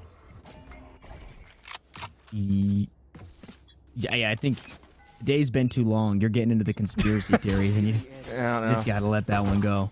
All right, I appreciate it for bringing me back into sanity. I'm reeling you back in. But speaking... It's been a wild day. Speaking of reeled back in, Mummy went fishing, and he's found himself an operator. So that is going to be a huge tool And it's lined up here in this one. Pure gonna go up top. Showstopper beats Operator. No, it doesn't. Mummy sits down the ult and looks to get Envy back in the win column. It's been quite some These walls, time. bro. Look at these walls. They can't get through. What? Resurrection, stun to follow for Caboose. He tries to sneak away. He's able to do just that. Crash is going to find the first. BCJ trades it back. Victor on the board. Now the Seeker's going through, but the kills are going back and forth. Finesse cuts it down to just Aaron standing. We've seen what he can do in the past, but he cannot get it done this time around. Envy in the win column. I feel like I was in a nightclub there. There's just so many lights, so many flashes, colors, everything. Colors everywhere. I mean, look at this.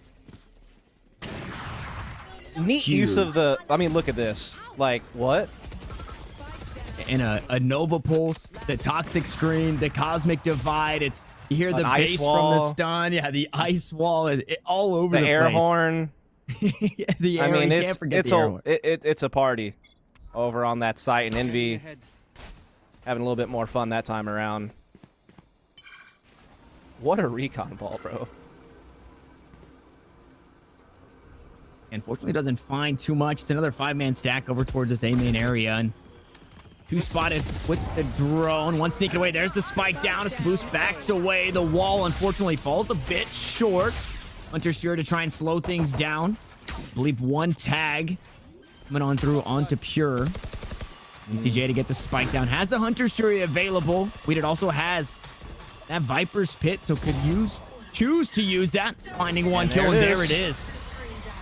Yep, make sure he gets it back to an even numbers first. But, gets caught immediately, trying to be crafty up on top of the ice wall. Now we see the blast packing and such trying to come through so the bust is open so they can get in. Lockdown also put into play. Caboose going forward with the rockets. Finds his man as well. But XSET, again, it just seems like they can do no wrong. BCJ looking to clutch it out here from under heaven. Finesse stamps him out. And now it's the 1v1. Turret up. Aaron just jiggling, buying that time to let that spike go forward, and he will take the round in XSET. Just, they look unstoppable in some ways. You said it. It seems they can do no wrong, and, you know, so outside of... We've been talking about how crazy it gets and all the colors and walls and everything. Also, XSET have 1 speed, and that's max. Exactly, yeah. And so, like, on top of all that, it's just so hectic. Yes. I feel like you can't even really rip off a call out as to where somebody's playing because everybody is just everywhere. I can't. Good luck to Sideshow and like all the Plat Chat crew on reviewing this VOD. Have a nice one. Yeah, that is. For all the watch parties out there, good luck. I'm having a heck of a time. Interested to hear all the thoughts. Yeah, dude. It's been kind of crazy. XSET actually are kind of slowing it down this time, playing a little bit more default. They're using We Did to kind of clear out line and just try to establish some A lobby control, at least try to, you know, anticipate aggression and maybe hold it off. Meanwhile, they're droning up middle. They're gathering their forces at B for what seems to be the intended target. Finesse is here with the Killjoy. He's got an alarm bot deep in the lobby area. Has a turret as well that he can play off of to try to make the Bucky maybe do something magical. It's one of the few weapons that are in play for Envy here. One of 2. Alarm bot triggered. Wall being built. A couple going up top. Weighted gonna cut down the Bucky of Finesse. BCJ gonna find another. Make it 2 up top. Has the high ground, and they're just mowing them all down. Did a flawless round. Every frag come from up there? I think maybe Aaron got 1 that wasn't on top of that wall. What a weird shooting gallery. See, the thing is, we have been seeing other teams experiment by using stage walls, like on the A side of the map for attack, but usually it's like up against the back wall, and it's like maybe 1 or 2 players there, because you can like look over smokes and get like good angles on people inside the site. I think Nitro made that kind of famous in Masters, and people have caught on to it. But XSET are literally putting like 3 people on it and running into a site with it. It's like creating a new walkway. It's so wild, like what they're doing.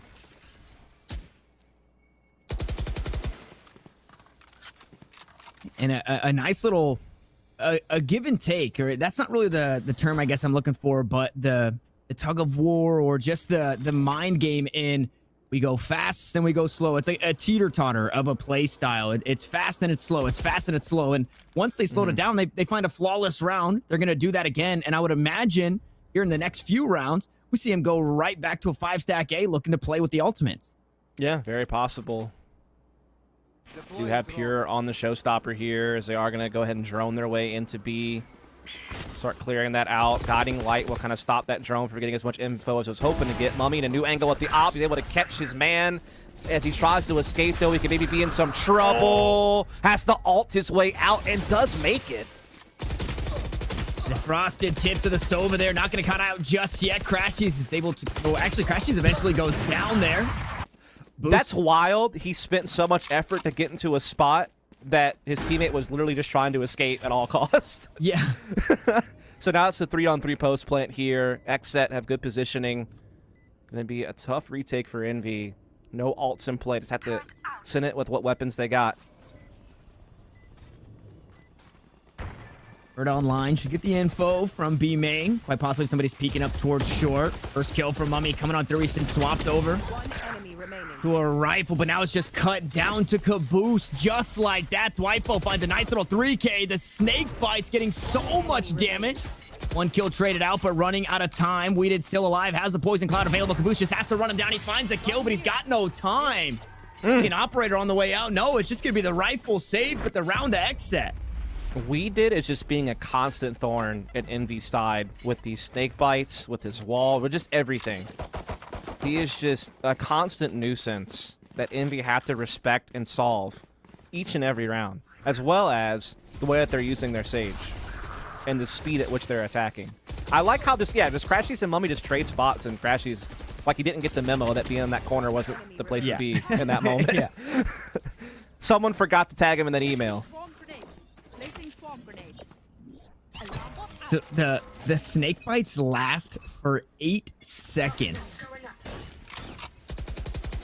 I feel like Viper's kind of like Reyna, and that classification just being annoying to deal with.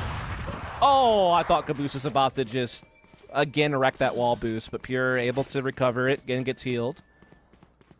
Meanwhile, a drone being sent out in middle by Envy to try to get some intel towards that B link. And it's going to cost them. Yeah, they just, again, it's XSET can do no wrong, right? They're just reading Envy perfectly here, creeping up on what could be another flawless round. I mean, I've casted almost every stage of the VCT at this point, and this has to be the most bizarre game I've covered. Oh, yeah. By a lot. Yeah, the series itself has been incredibly wild, which is, I think, kind of what XSET brought to the table is we are 1 kill away. Okay, never mind. I jinxed it before I could jinx it. I was thinking another flawless. Rifle picked up now in the hands, but it's an operator to sit it down. Mummy to fall. XSET only lose 1 as they push their way 8-1. And to go back to that point that you made. And all the ults. Yeah, all the ults now available, so we probably see something fast happening. Oh, yeah, of course. And it was XSET kind of had that X factor. They were just a weird team playing weird stuff, right? It was the Viper on split always that kind of started to propel them forward. And now they're going back to it. It kind of feels like... what is this going to be? A new confidence for the squad. I can't wait to see whatever this is going to be. It's about to be matched by a whole lot, though. The wall goes up. Mummy gonna find the shot. Aaron is able to trade it back. There's the resurrection, so all 5 back online. Here for XSET, 1 ult down, 4 to go, and Weeded just absolutely feeling himself, finding the shots onto Victor. Caboose there, backing it up. The buddy system comes up huge, and again, Mummy finds another kill. BCJ trying to chip away at the remaining members of Envy. We're gonna go wide there on the shots, and Crashies very close. Oh no, he hears the footsteps, able to meet up with it. BCJ will fall, and he can just nest egg right on top. Wipo gonna go wide with the shot on the operator as well, and it's all down to the last here in Aaron. The wall goes down. He's corralled inside of B main in a 1v3. Caboose bringing up the rear to try and match Crashy's energy. Mummy still on the site. There's the information, and the 3K as Envy finally battled back to get another one. Yeah, again, it's, XSET doing crafty things, this time using the Sage Wall to change elevation on when they're swinging on an angle. It's definitely just kind of unorthodox use of the Sage Wall as people start to experiment more and more with what's possible. Not just blocking off locations or doing a boosted shot, but now to like actually just create a whole new walkway into an angle. And Mummy able to actually flick and hit the shot anyway. And Envy able to recover around that, rally, and actually get their second round of the game. So, and they spent 3 ults there on XSET's side and came up with nothing. So, very good round from Envy, who now have 3 ults of their own to put into play, and they're 1 orb away on Finesse and Mummy. Oh boy.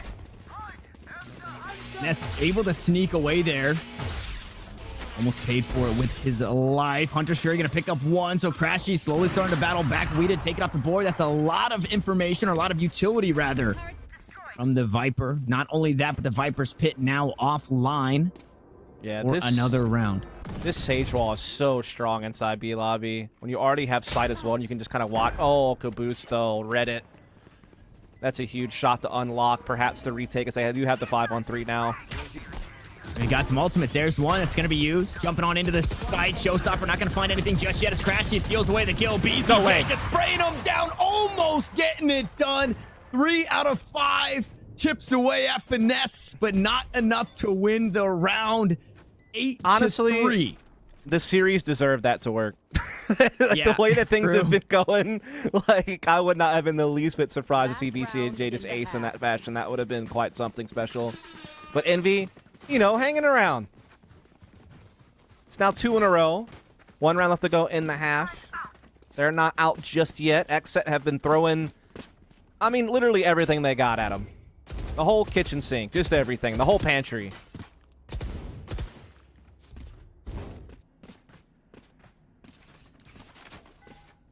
I feel like everybody needs to take a deep breath here. Last round of the half. We are going to get a little extra time as we go into the next half, but it has just been go, go, go. And now the Seekers will be matching that same energy. Running on out as all 5 are stacked up over towards this ace side of XSET. Looking to take this one quick. On the opposite side of the map, Finesse still holding it down with that Killjoy setup, but I think if you hear it, you go to it. If you hear it, you say it. Oh my goodness, we did with a snake bite, able to find a kill onto Caboose, who's trying to back up Victor, and another kill to follow. Finesse will finally start to bring up the rear, but oh my goodness, when they hit hard, they don't know about Crashy, though. Make it work.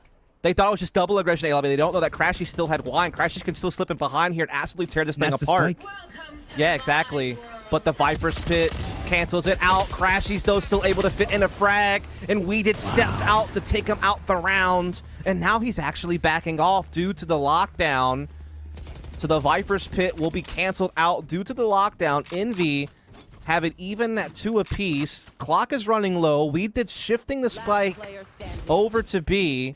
Mummy catches Pure, and I think Weeded's been found out. Also, there's still some nano swarms that Finesse can pop and slow this down. There it is. And indeed, it's going to nail it. And that allows Mummy to get in the ults. And he's back in the site. One enemy remaining. No way. Weeded needs the ace here. 50 HP. The shots are just off target. What a play it would have been. But here we go. 8-4 at the half as Envy battle back and now mount their attack dust. Man, oh man. Yeah, it was just Envy triple committing to A lobby control against all this Crashies. The snake left under the stone unturned. Only good for 1, but it sets up everything else. Great use of the nano swarms late there to, you know, get Mummy in position with the ult and get them kind of a multi-pronged approach to a 2-on-1 fight. And so they fit 3 in a row at the end of the half to, you know, stay afloat. And now, what do Envy want to do here on their attacking side? Plenty of frenzies in play. And they're also looking to go quick. Wall, though, will slow them down if A's a target. And indeed, it looks like that's what they were hoping for. And it didn't look like they got tagged off that recon bolt. That was interesting. Yeah. Having to wait this wall out as Envy unless they want to break it. Setting up some utility. We see Finesse lining up a nano swarm. Maybe clear out some areas of the site. Double wall in play here for XSET. If the ice wall goes down, the Viper wall can just come right back up. Door being blown out here by Thwifo. Eventually. There you go. Star's also here. I mean, they can just stall Envy out forever when Envy commit. Drone goes out. Guiding light on the back end. Swarm grenade's going to go through, try and clear things out. And it's going to push everybody away from heaven for now. Thwifo. Oh, they should know. Okay, inside the smoke. They're not going for the switch necessarily. A boom bot, a huge one. Doesn't get a whole lot there. Actually, around the wall with Thwifo. Eventually, he's going to fall down. And Envy cut down to their last two. Make it their last one. FNS has nothing for it. And the retake is huge for XSET. Only lose the one player. That was Thwifo at the jump. And then everyone just pounces off the back of that boombot explosion by the doorway. And they just wreak absolute havoc. Look at this from Weeded, spraying the frenzy. And it's just XSET. They are so wild, chaotic, and fearless in this series. Ever since they got waxed on map 1, they have been relentless in every single round they've played. There has been barely a moment to blink with the pace at which XSET are bringing on these retakes and on these attacks. Again, I can only imagine what it's like to play against. You don't even have a second to think, it feels like, yeah, for you Envy. don't. And the thing is, XSET are like always on the same page when they do it. Like normally when a team plays like that, you would think, oh, they're just playing like a pug style, or oh, they're just mindlessly running. But their spacing and their commitment is just so crisp that they make it work, combined with their utility usage. Oh, man, it's just the firing squad here. Yeah, 3K for BCJ. That Hunter's Fury closer to being online. The closest, that is. And this is how the map started. We'll see how it closes as Envy find themselves once more on full rifles. But this is that tricky situation, right? Where if you lose this one, you're back, you know, maybe forcing up in the next, and that's 11 rounds, or you save and you play for the overtime. So this is a very scary spot to be for Envy. You'll get it eventually. Keep trying. We did. I believe in you. Did he give up, or did he actually make it? We'll never know. Another weird wall for Thwifo. Absolutely darted, though. You do hate to see it. Oh, he's stuck. Ooh. Duck darts actually got a tag there. I wonder if they're looking to send another. Forces a heal on himself, though. Boost picks up 2 there, trading out Victor. BCJ is there to answer right back. Now playing towards mid. BCJ, Finesse about to meet one another. Shots down range. Vandal going to come out on top. 63 HP, though. Where Finesse will find himself as they look to plant the spike down on the B side. A 3v2. The Viper wall to go up to try and cut off things towards mid, and a rotation coming back from the spawn. Yeah, Finesse, though, still cutting off these rotations through market. So they have everything covered here on the Envy side of things. Now, Finesse is softened up target. And he actually gets swept by Thwifo on the Marshall. And now it's a 2-on-2, but Thwifo's taking a lot of damage there. He's down to 27 HP. He will be able to heal back, however, just a bit. Picks up a Phantom, and now this gets interesting. Paranoia queued up. Full HP for both members here on the Envy side. Snakebite going to go on through. He's going to get a bit of damage. He's actually out towards Switch as Crashy tries to spray him down. Now Weeded has another chance to clutch, but once more he's running out of time. He's running out of HP. Mummy sits him down, and quite possibly the most important round. Envy pick it up, but it costs so much. Again, they are never getting a freebie, it feels like, man. Like, they're having to work for every little inch they gain. So much effort having to be put out there just to stay afloat. But a big round to win, to stick around, but XSET right back into a full buy here. Phantoms aplenty, Vandal on Thwifo. BCJ not too far off the Hunter's Fury. There is a showstopper here for Caboose to pounce with to try to open up something if they want to go for an early attack. See them trying to create some pressure on Catwalk. Thwifo, his 30th different wall boost attempts. Always in a different location. This time, I don't think he fell off of it or something, so it's going to become obsolete on this round.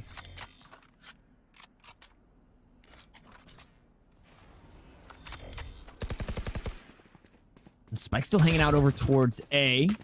There's some information and a bit of an opening over towards this B side. BCJ still holding it down. Finds one, finds a second. It's not for free once more. 2 for 2 across the map, the Sovas. Last one standing here for a moment on this B site. Crashies finds BCJ, shoots him in the back. He tries to rotate on out, but here we go again. The spike now on the A site. The Seekers have since been used. And that's unfortunately too far away from the lockdown. And Victor looking to go aggressive. It's Pure, it's Weeded. Weeded gets another shot at clutching out another round. Yeah, Pure still has that boom bot to put into play. Victor, though, has an interesting location here in front of Tree. He could flank behind even on Heaven's side, but he'd have to break the glass to do it. It's all going to come down to timing or blocking the side as they do sweep in. They're spamming bullets through. Guiding light from Victor in. They get into the site, however. Wow, and Weeded gets him from underneath. 7 HP and a dream. The Nanostorm's going to buy some space. Finesse still very healthy. Pure, unfortunately, you cannot say the same. And running out of time, so playing the clock perfectly here. As Finesse just looks to take away the last rifle. A nice little clutch coming in on the end. And another round to NB. They hang on for a moment. But again, yes. Dust, it's so costly. It is, man. It is. These rounds are straining for both squads. And I mean, for XSET, these guys have been playing a lot of Valorant today. Yeah. Didn't really get much of a break either between the version 1 series and this one. Played all 3 maps there. This one goes all 3 as well. So you have to wonder if eventually they run out of steam. NV, on the other hand, again, has been battling against so many different looks. Against such an unorthodox series that you have to wonder where their heads are at. But they're starting to get a little bit of footing here all of a sudden here. Weeded's going to be trusted to anchor B alone with the Viper's Pit. Rest playing over towards A side. Lockdown in effect from Finesse to try to push these players off. BCJ, though, will counter it with the Hunter's Fury to shut it down. Wow, and with that, I mean, they just get caught completely with their pants down. They try to send so much at it. They get punished as they look to regain some control out towards A main. XSET continue to find some kills, and once more, we're down to the last 5 standing. And that's a bit worse for Ware. Aaron inside the smoke, looking to make a play out towards the site. Weeded, some way, somehow finds himself as one of the last 2 standing still here for this XSET squad. Inside the poison cloud, they will go. Crashy's going to decay down low, but it doesn't matter. Want me to close it out 10-7. XSET have touched double digits, but since then, NB refused to let up. Yeah, they're starting to really find a nice rhythm here. They're starting to close that gap on the scoreboard, and XSET are starting to run out of credits. They are able to get the full buy here, but only to a small degree. It includes a Spectre and 2 Buckies. They also still have no ults in play. I think even a Marshall maybe just got picked up, if I'm not mistaken, from Thwifo. I thought he did. Maybe he sold it back. Either way, kind of curious to see what is going to happen here. Nice gravel to get Weeded forward here. Turret, though, going to come out, but it's broken by his teammate. But Envy still clean up. Yeah, one NB main, one out towards mid as well. Mummy picked one up from top mid. And Kawa position. Victor, unfortunately, getting caught up in the grab. Well, is vulnerable. But Aaron find the fight, and he is going to take it. Now, a nice little upgrade there for the Astra as he backs away. Yeah. These ego peaks are so wild. They're just going for every fight. And Envy, for a while, they were starting to, like, stop the bleed. But what the heck? Crashies is so confused, and so am I. And now Aaron with the quad kill B-lobby push. How does this work? I don't understand. They are all over the place, but Envy just can't possibly be prepared for this. What even is that round that you've got 2 players literally sitting in spawn? Crashies is slow walking with his knife out. The spike's all the way over towards B. With Bucky's like, he's like, what? Like, look. I mean, Aaron just was relentless there. I'm sure Envy are shocked that he just kept repeaking this. He just would not give up. And hey, he gets 4 frags, so we did one day, buddy. Oh, not today though. That's actually the same exact outcome as well. It just stays right there on the ground. Ooh, now off in the hands of Pure, gets tagged up. Oh, the showstopper this time around going to beat the op. Now Caboose looking to use this one to good use as the Bucky tries to make me eat my words. BCJ is able to sit that down. Operator has now since fallen. As have 3 members of XSET.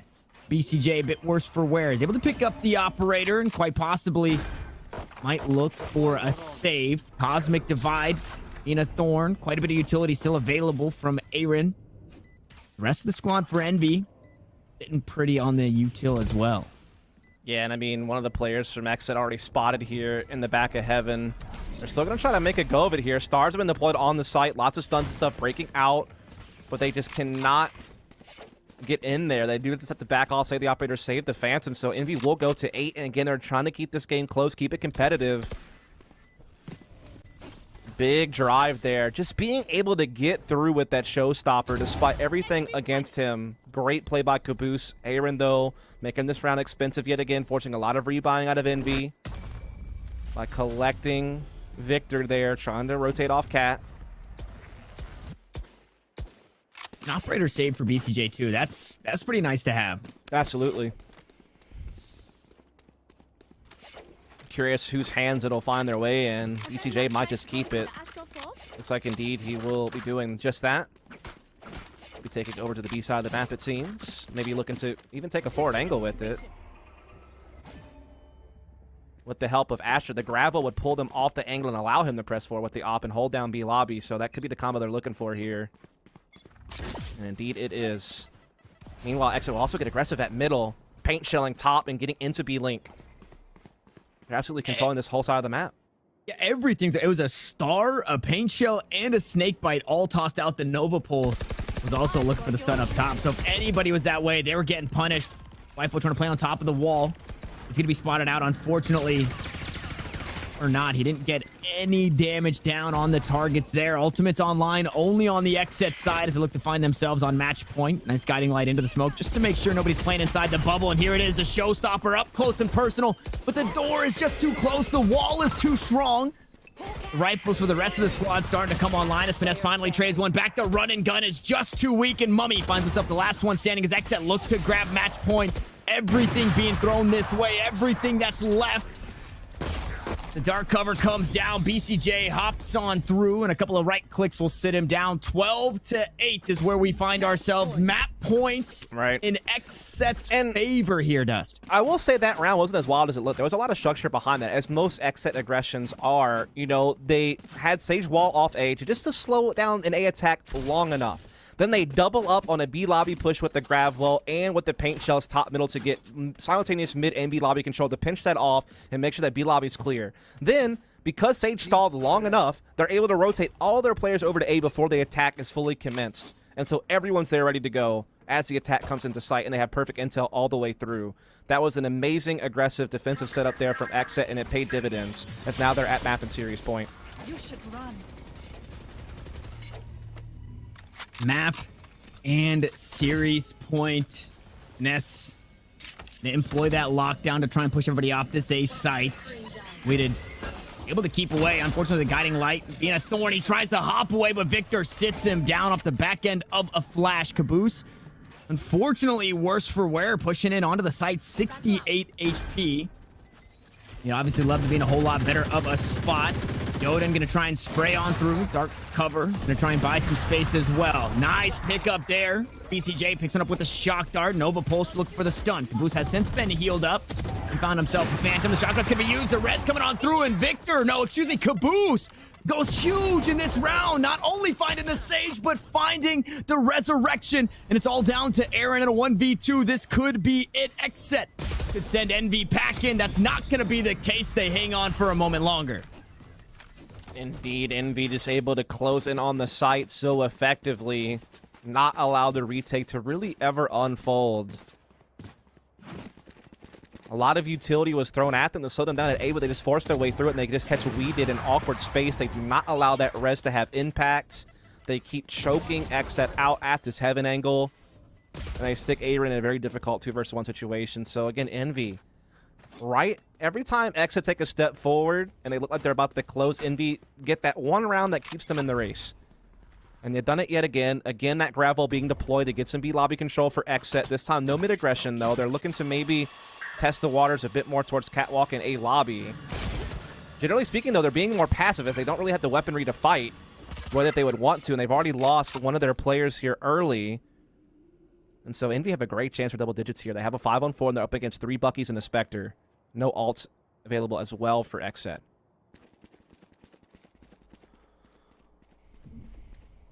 And I feel like on these eco rounds with close corners, the Seekers gets a lot of value. So we should see possibly Victor using that one just to make sure everything gets cleared out so you don't have to worry about where these buckies are being played. Astral form, there's the star, the nebula to follow. Aaron maybe looking to play on the inside. Flash comes through. They've got the blinded call, but it doesn't matter. Aaron holding it down on B site. Could it be the thrifty victory that pushes him over the edge as Mummy tries to trade things back with just the classic? Aaron finds another. He's got the classic in hand. He can't find 4, but the Bucky is there. Now Finesse has to go huge. They had the rifles, but it doesn't matter. XSET win the rematch.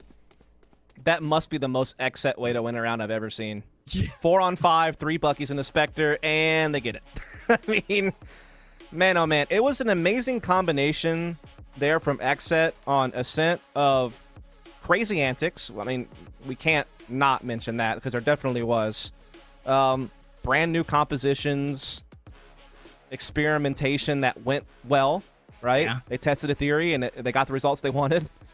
And man, that was just, it honestly was really hard to follow at times. It was kind of all over the place. But those last few rounds, you could see that they got their composure to the close. You know, like some really good aggressive defensive setups to control B lobby, to get intel, to put mid pressure, to get their rotations off faster, to be in place before the attack could even get in to a site. So XSET, you know, just trying something new.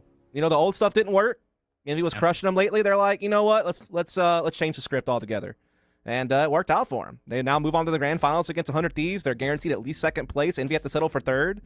And version 1 settle for 4th. But again, all these teams at least making it over to the regional finals, which is the biggest goal that was up for grabs, and they all accomplished that. Yeah, which is quite possibly why we're seeing some of these switch-ups, right? Sure. Why we're seeing some of the agents come through. Kind of, I don't want to call it silly, but it's just different. It's a bit more loose. And again, it could be, you know, as we speculate in theory craft, it could be what we could be seeing moving forward. So they're just doing it on the fly because it doesn't hurt to do it right here and right now. And you know, playing in a situation like this is different, I think, for everybody, and doing it in scrims. As you see, Aaron was really, I don't know if it was top of the leaderboard when it came to frags, but that B site was just completely on lock. No, absolutely. And he was doing it in ways that you would think you shouldn't be able to get away with. And I think that kind of sums up XSET in a lot of those rounds. They were doing things that you just couldn't believe they could get away with. But they were also throwing things out there that were creative and I'm sure hard to play against on the fly. Like some of their double wall setups on their attacks on Bind were insane. Like I can't even imagine what that was like to see for like the first time and try to react to it properly. Whenever they would Cosmic Divide and, you know, ult with Viper at the same time, you know, Viper Nebula smokes her down. It's just like there was so much you had to try to play around and work against. And XSET just had so many layers to those attacks because they play those high utility compositions when you have a Sky, you have or a Viper, and on top of an Astra, on top of a Sova, like you just have so much that you can throw out there to gain information and gain ground. And they did it against version 1 as well, right? Playing these high utility setups. And they were the better team today. Yeah, and there it is, just to confirm. Aaron up top, 24 kills. Caboose right there behind them, but unfortunately, like you said, XSET was the better team. I think it really feels, you know, Valorant, I think a lot of people agree or have kind of put it in this bucket of a rock, paper, scissors type thing when you look at all the teams. And I think that goes for esports across the board, where this team beats this team, beats this team, beats this team, and, you know, transitive property, blah, blah, blah, blah, blah.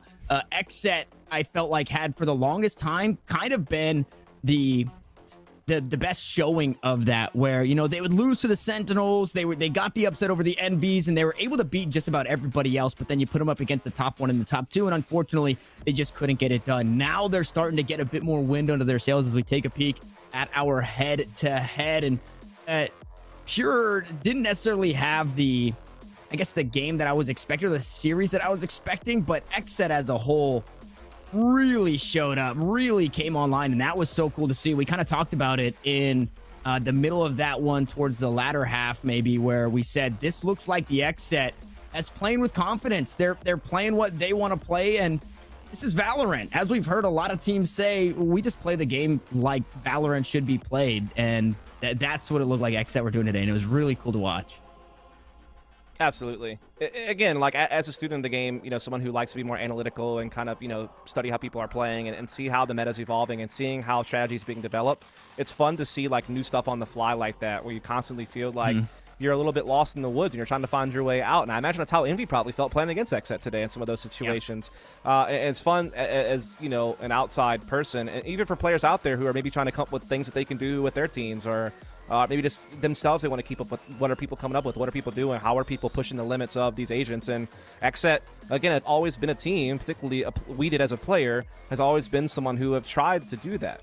Yeah, you got to see them kind of break Envy, I feel like, in ways. After getting crushed on Split, they come back with brand new comps on the next 2 maps and really just throw a wrench in things for everyone, I feel like. So yeah, that was really hard to follow, but also fun to watch at the same time.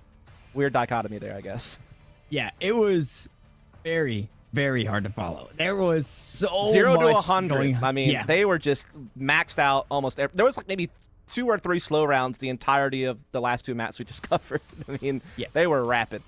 And that was another one of those games where, or I guess a series as a whole, I felt like that was just a back and forth. We had very few flawless rounds as a whole, but enough about kind of talking about XSET. We're going to get to hear from the man himself, Weeded, in our Verizon post-match interview. We've got him on the line, and I'm so ready for this. Weeded, thank you for joining us here for this one. And I have to say, it's been a long day. Obviously, it seems like a friendly rivalry that's just kind of cemented and etched itself into between you and NB. How does this feel to finally grab another win over this team who is, considered one of the top 4? Definitely feels good. It's probably the best feeling in the world. They like kind of like itching at us on Twitter and like in game and voice chat before a match. So it's like getting these wins it just like cements the rivalry even harder. All right, I gotta ask, man. Like, it's got to come off the top 2 for me. This composition of Viper and Astra at the same time is something we had not seen. I'm curious, is this something that was created on the fly, or is this something you've been practicing a lot and kind of keeping hidden, and now you decided this is the time to bust it out to change things up in the MV matchup, or kind of what was the mindset behind the comp? We had our like back against the wall, and we're like, we got to do something different here. Envy knows everything we do. They know how to play against us, so we just pulled something out like this, and it worked. So you had not practiced this composition before? I'm not going to say that, but I don't want to give any more information about it for the future. I got you. I got you. So were you surprised it was this effective in like its first kind of showing in an official match, or did you have kind of an idea that this is going to work? Like, this is going to throw a wrench in things for Envy? We kind of, like after the first map, we're like, okay, we're running our normal comp. Things aren't working. Let's do something wacky. At best, we thought we could like catch them off guard. Maybe like 13-10 them or something, and then like everything just started flowing really well. Second map was really nice. We didn't expect it to go that well, but we ended up winning 2. So yeah. I mean, that goes as good as you could expect. Now you're looking forward to move forward tomorrow in the grand finals, playing 100 Thieves. It doesn't look like you've got a whole lot on record, if anything, playing against 100 Thieves. What are kind of the thought processes going into that one? Because they're a team that has since adopted this weird composition and having the Sage all the time. What are the, I guess, there's just the thoughts behind the team moving into the grand finals tomorrow. Thoughts about 100 Thieves? Yeah, in the matchup. I mean, I'm kind of very excited. I'm like very excited about this matchup because 100 Thieves are like known for having all these like gimmicks and like these wacky plays, and they have like these really good comps, and they know how to like play together really well. They trade off really well, and every time you play them, you always learn something new, no matter what. So it's like always even if you lose, it's a win-win situation. Yeah, it's kind of interesting. Like, I kind of view your teams similar in the sense that you both play like against the grain play styles at times to try to test the limits of the meta. I feel like you and Steel kind of have that same mind, and you also have that same like cohesion. I feel like did you kind of model your game off of that a lot, or is this like your own? No, I meant like, do you kind of see it that way as well? That you both try to go against the grain and like test the waters. Like, do you respect them for that? Is there like kind of a mutual mindset there of wanting to try to push the limits of the game? Yeah, kind of. I mean, like you're not gonna win constantly. You're not gonna stay in the top 4, in the top 8, in the top 10 if you're doing the same thing over and over again. You have to do these. You have to be different from other teams. It's the only way you're gonna win. It's the only way you're gonna move forward. Sounds like you guys have a pretty good head on your shoulders when it comes to wrapping things up in Valorant. It's just so very new now. As we have you on the way out, I just want to give you a second. I know it's been a very long day, but any shout outs or anything you've got on the way out? Yeah. I want to give a shout out to Aaron for being a flexible player. Let me play Viper. And Thwifo for popping off on the stage. And yeah, shout out to my team. Shout out to our coach, Psycho NT. Probably the most attractive man alive. And yeah, thank you so much. Also, one last thing we did. I hope you didn't take my tweet too hard, man. Much love and respect, but it was a compliment to BCJ. I love all the casters. Don't worry. All right, man. Well, again, congratulations on the victory. Congrats on giving us a cool show, and looking forward to what comes next, man. Have a good one. All right, thanks so much. Have a good one, guys. That is, Being a little cheeky there. Being a little cheeky. I expected it fully from him. I thought we'd get a couple more shishes, to be completely honest, but we didn't get any there in the interview, so that's you got him in the server with all these weird comps and plays and stuff. So I mean, you got plenty. I think you got everything you could have wanted out of that. True, and it has been a very long day. I am so excited to see that matchup tomorrow. That is going to be super interesting. Now, before we go, we've got a bit more action for you guys. It's not an entire series that's going to go all the way, unfortunately, but it is that Flick of the Day presented by AimLab. And this one, we were racking our heads, right? We were trying to figure out who is this one going to go to. And of course, it's that young ace from Pure earlier in the day. And this right here, this was a map where there was no momentum for version 1. XSET just shut it down completely. Yeah, this was the start of a very long fuse that led to the explosion onto Envy that we just witnessed, where they were just kind of building traction throughout the day. And while they did hit a kind of a big speed bump in the opening match against Envy, they got right back on track quick. And we saw big plays out of everyone on their lineup at different points of time throughout the series. Yeah, it was momentum. Whether they were stunting it, whether they were gaining it, they were getting it done. XSET had a fantastic day. We do have that bracket to see how we've made it this far, to see what took place to get us to this grand finals in 100 Thieves and XSET. And it's a grueling one for anybody coming out of that losers bracket. Boy, oh boy, you've got it's a very, very long road, especially when you have to rematch Envy like XSET had to do in this one. But they get the upset, and there it is. You see the road, you follow the X's, and X marks the spot there, Dust, in the grand final. Indeed, XSET in 100 Thieves. Again, I think it'll be a fun match because, again, both teams like to push the boundaries at the game. Both teams like to try new things. Both teams like to be a bit orthodox at times. I think you're going to see a lot of creativity in a matchup like that. And so, yeah, I think it'll be a lot of fun. You have XSET, who's on the up and up, and 100 Thieves team, who have constantly been near the top at least. It's the gatekeepers versus people that they've been keeping the gates for in a lot of ways. So that should be a great grand finals tomorrow. It's the XSET. We talked about it in the version 1 series. The Titan Slayers, 100 Thieves. I talked about it earlier in the weekend. The team to beat as far as anybody goes, if not Envy, it's 100 Thieves, and now we're getting to see it. The Titan Slayers looking to take down the Titans. Dust, unfortunately, Dust sings for us today, but do you have anything on the way out? Yeah, just apologies for getting lost in the sauce there on that map, but I think you all got lost with me. We had a good time, so hopefully it was still bearable. But yeah, thanks for following me and Tanner here. Thanks for following the channel. Be sure to follow up, catch the grand finals tomorrow. And of course, we got Challengers 2 and the regional finals coming up later on in the month. We got a lot of Valorant action coming at you from Nerd Street Gamers, so do want to give them a shout for having us on board. And yeah, it was a fun day. A fun day, a very long one. I'm sure everybody is ready to get to bed so they can wake up in time for the finals tomorrow. The grand finals, guys, kick off 12 p.m. Pacific Standard Time, 3 p.m. Eastern, 2 p.m. Central. It's 100 Thieves taking on XSET. Before we scram, we definitely have to show some love to our partners who help power the event in AimLab, Secret Lab, and Verizon. So a huge shout out to them for allowing us to do what we do. And on behalf of myself, Dust, the entire production crew here at NSG, I want to thank you guys for being awesome. And we'll catch you guys tomorrow, 12 p.m. Pacific, for the grand finals.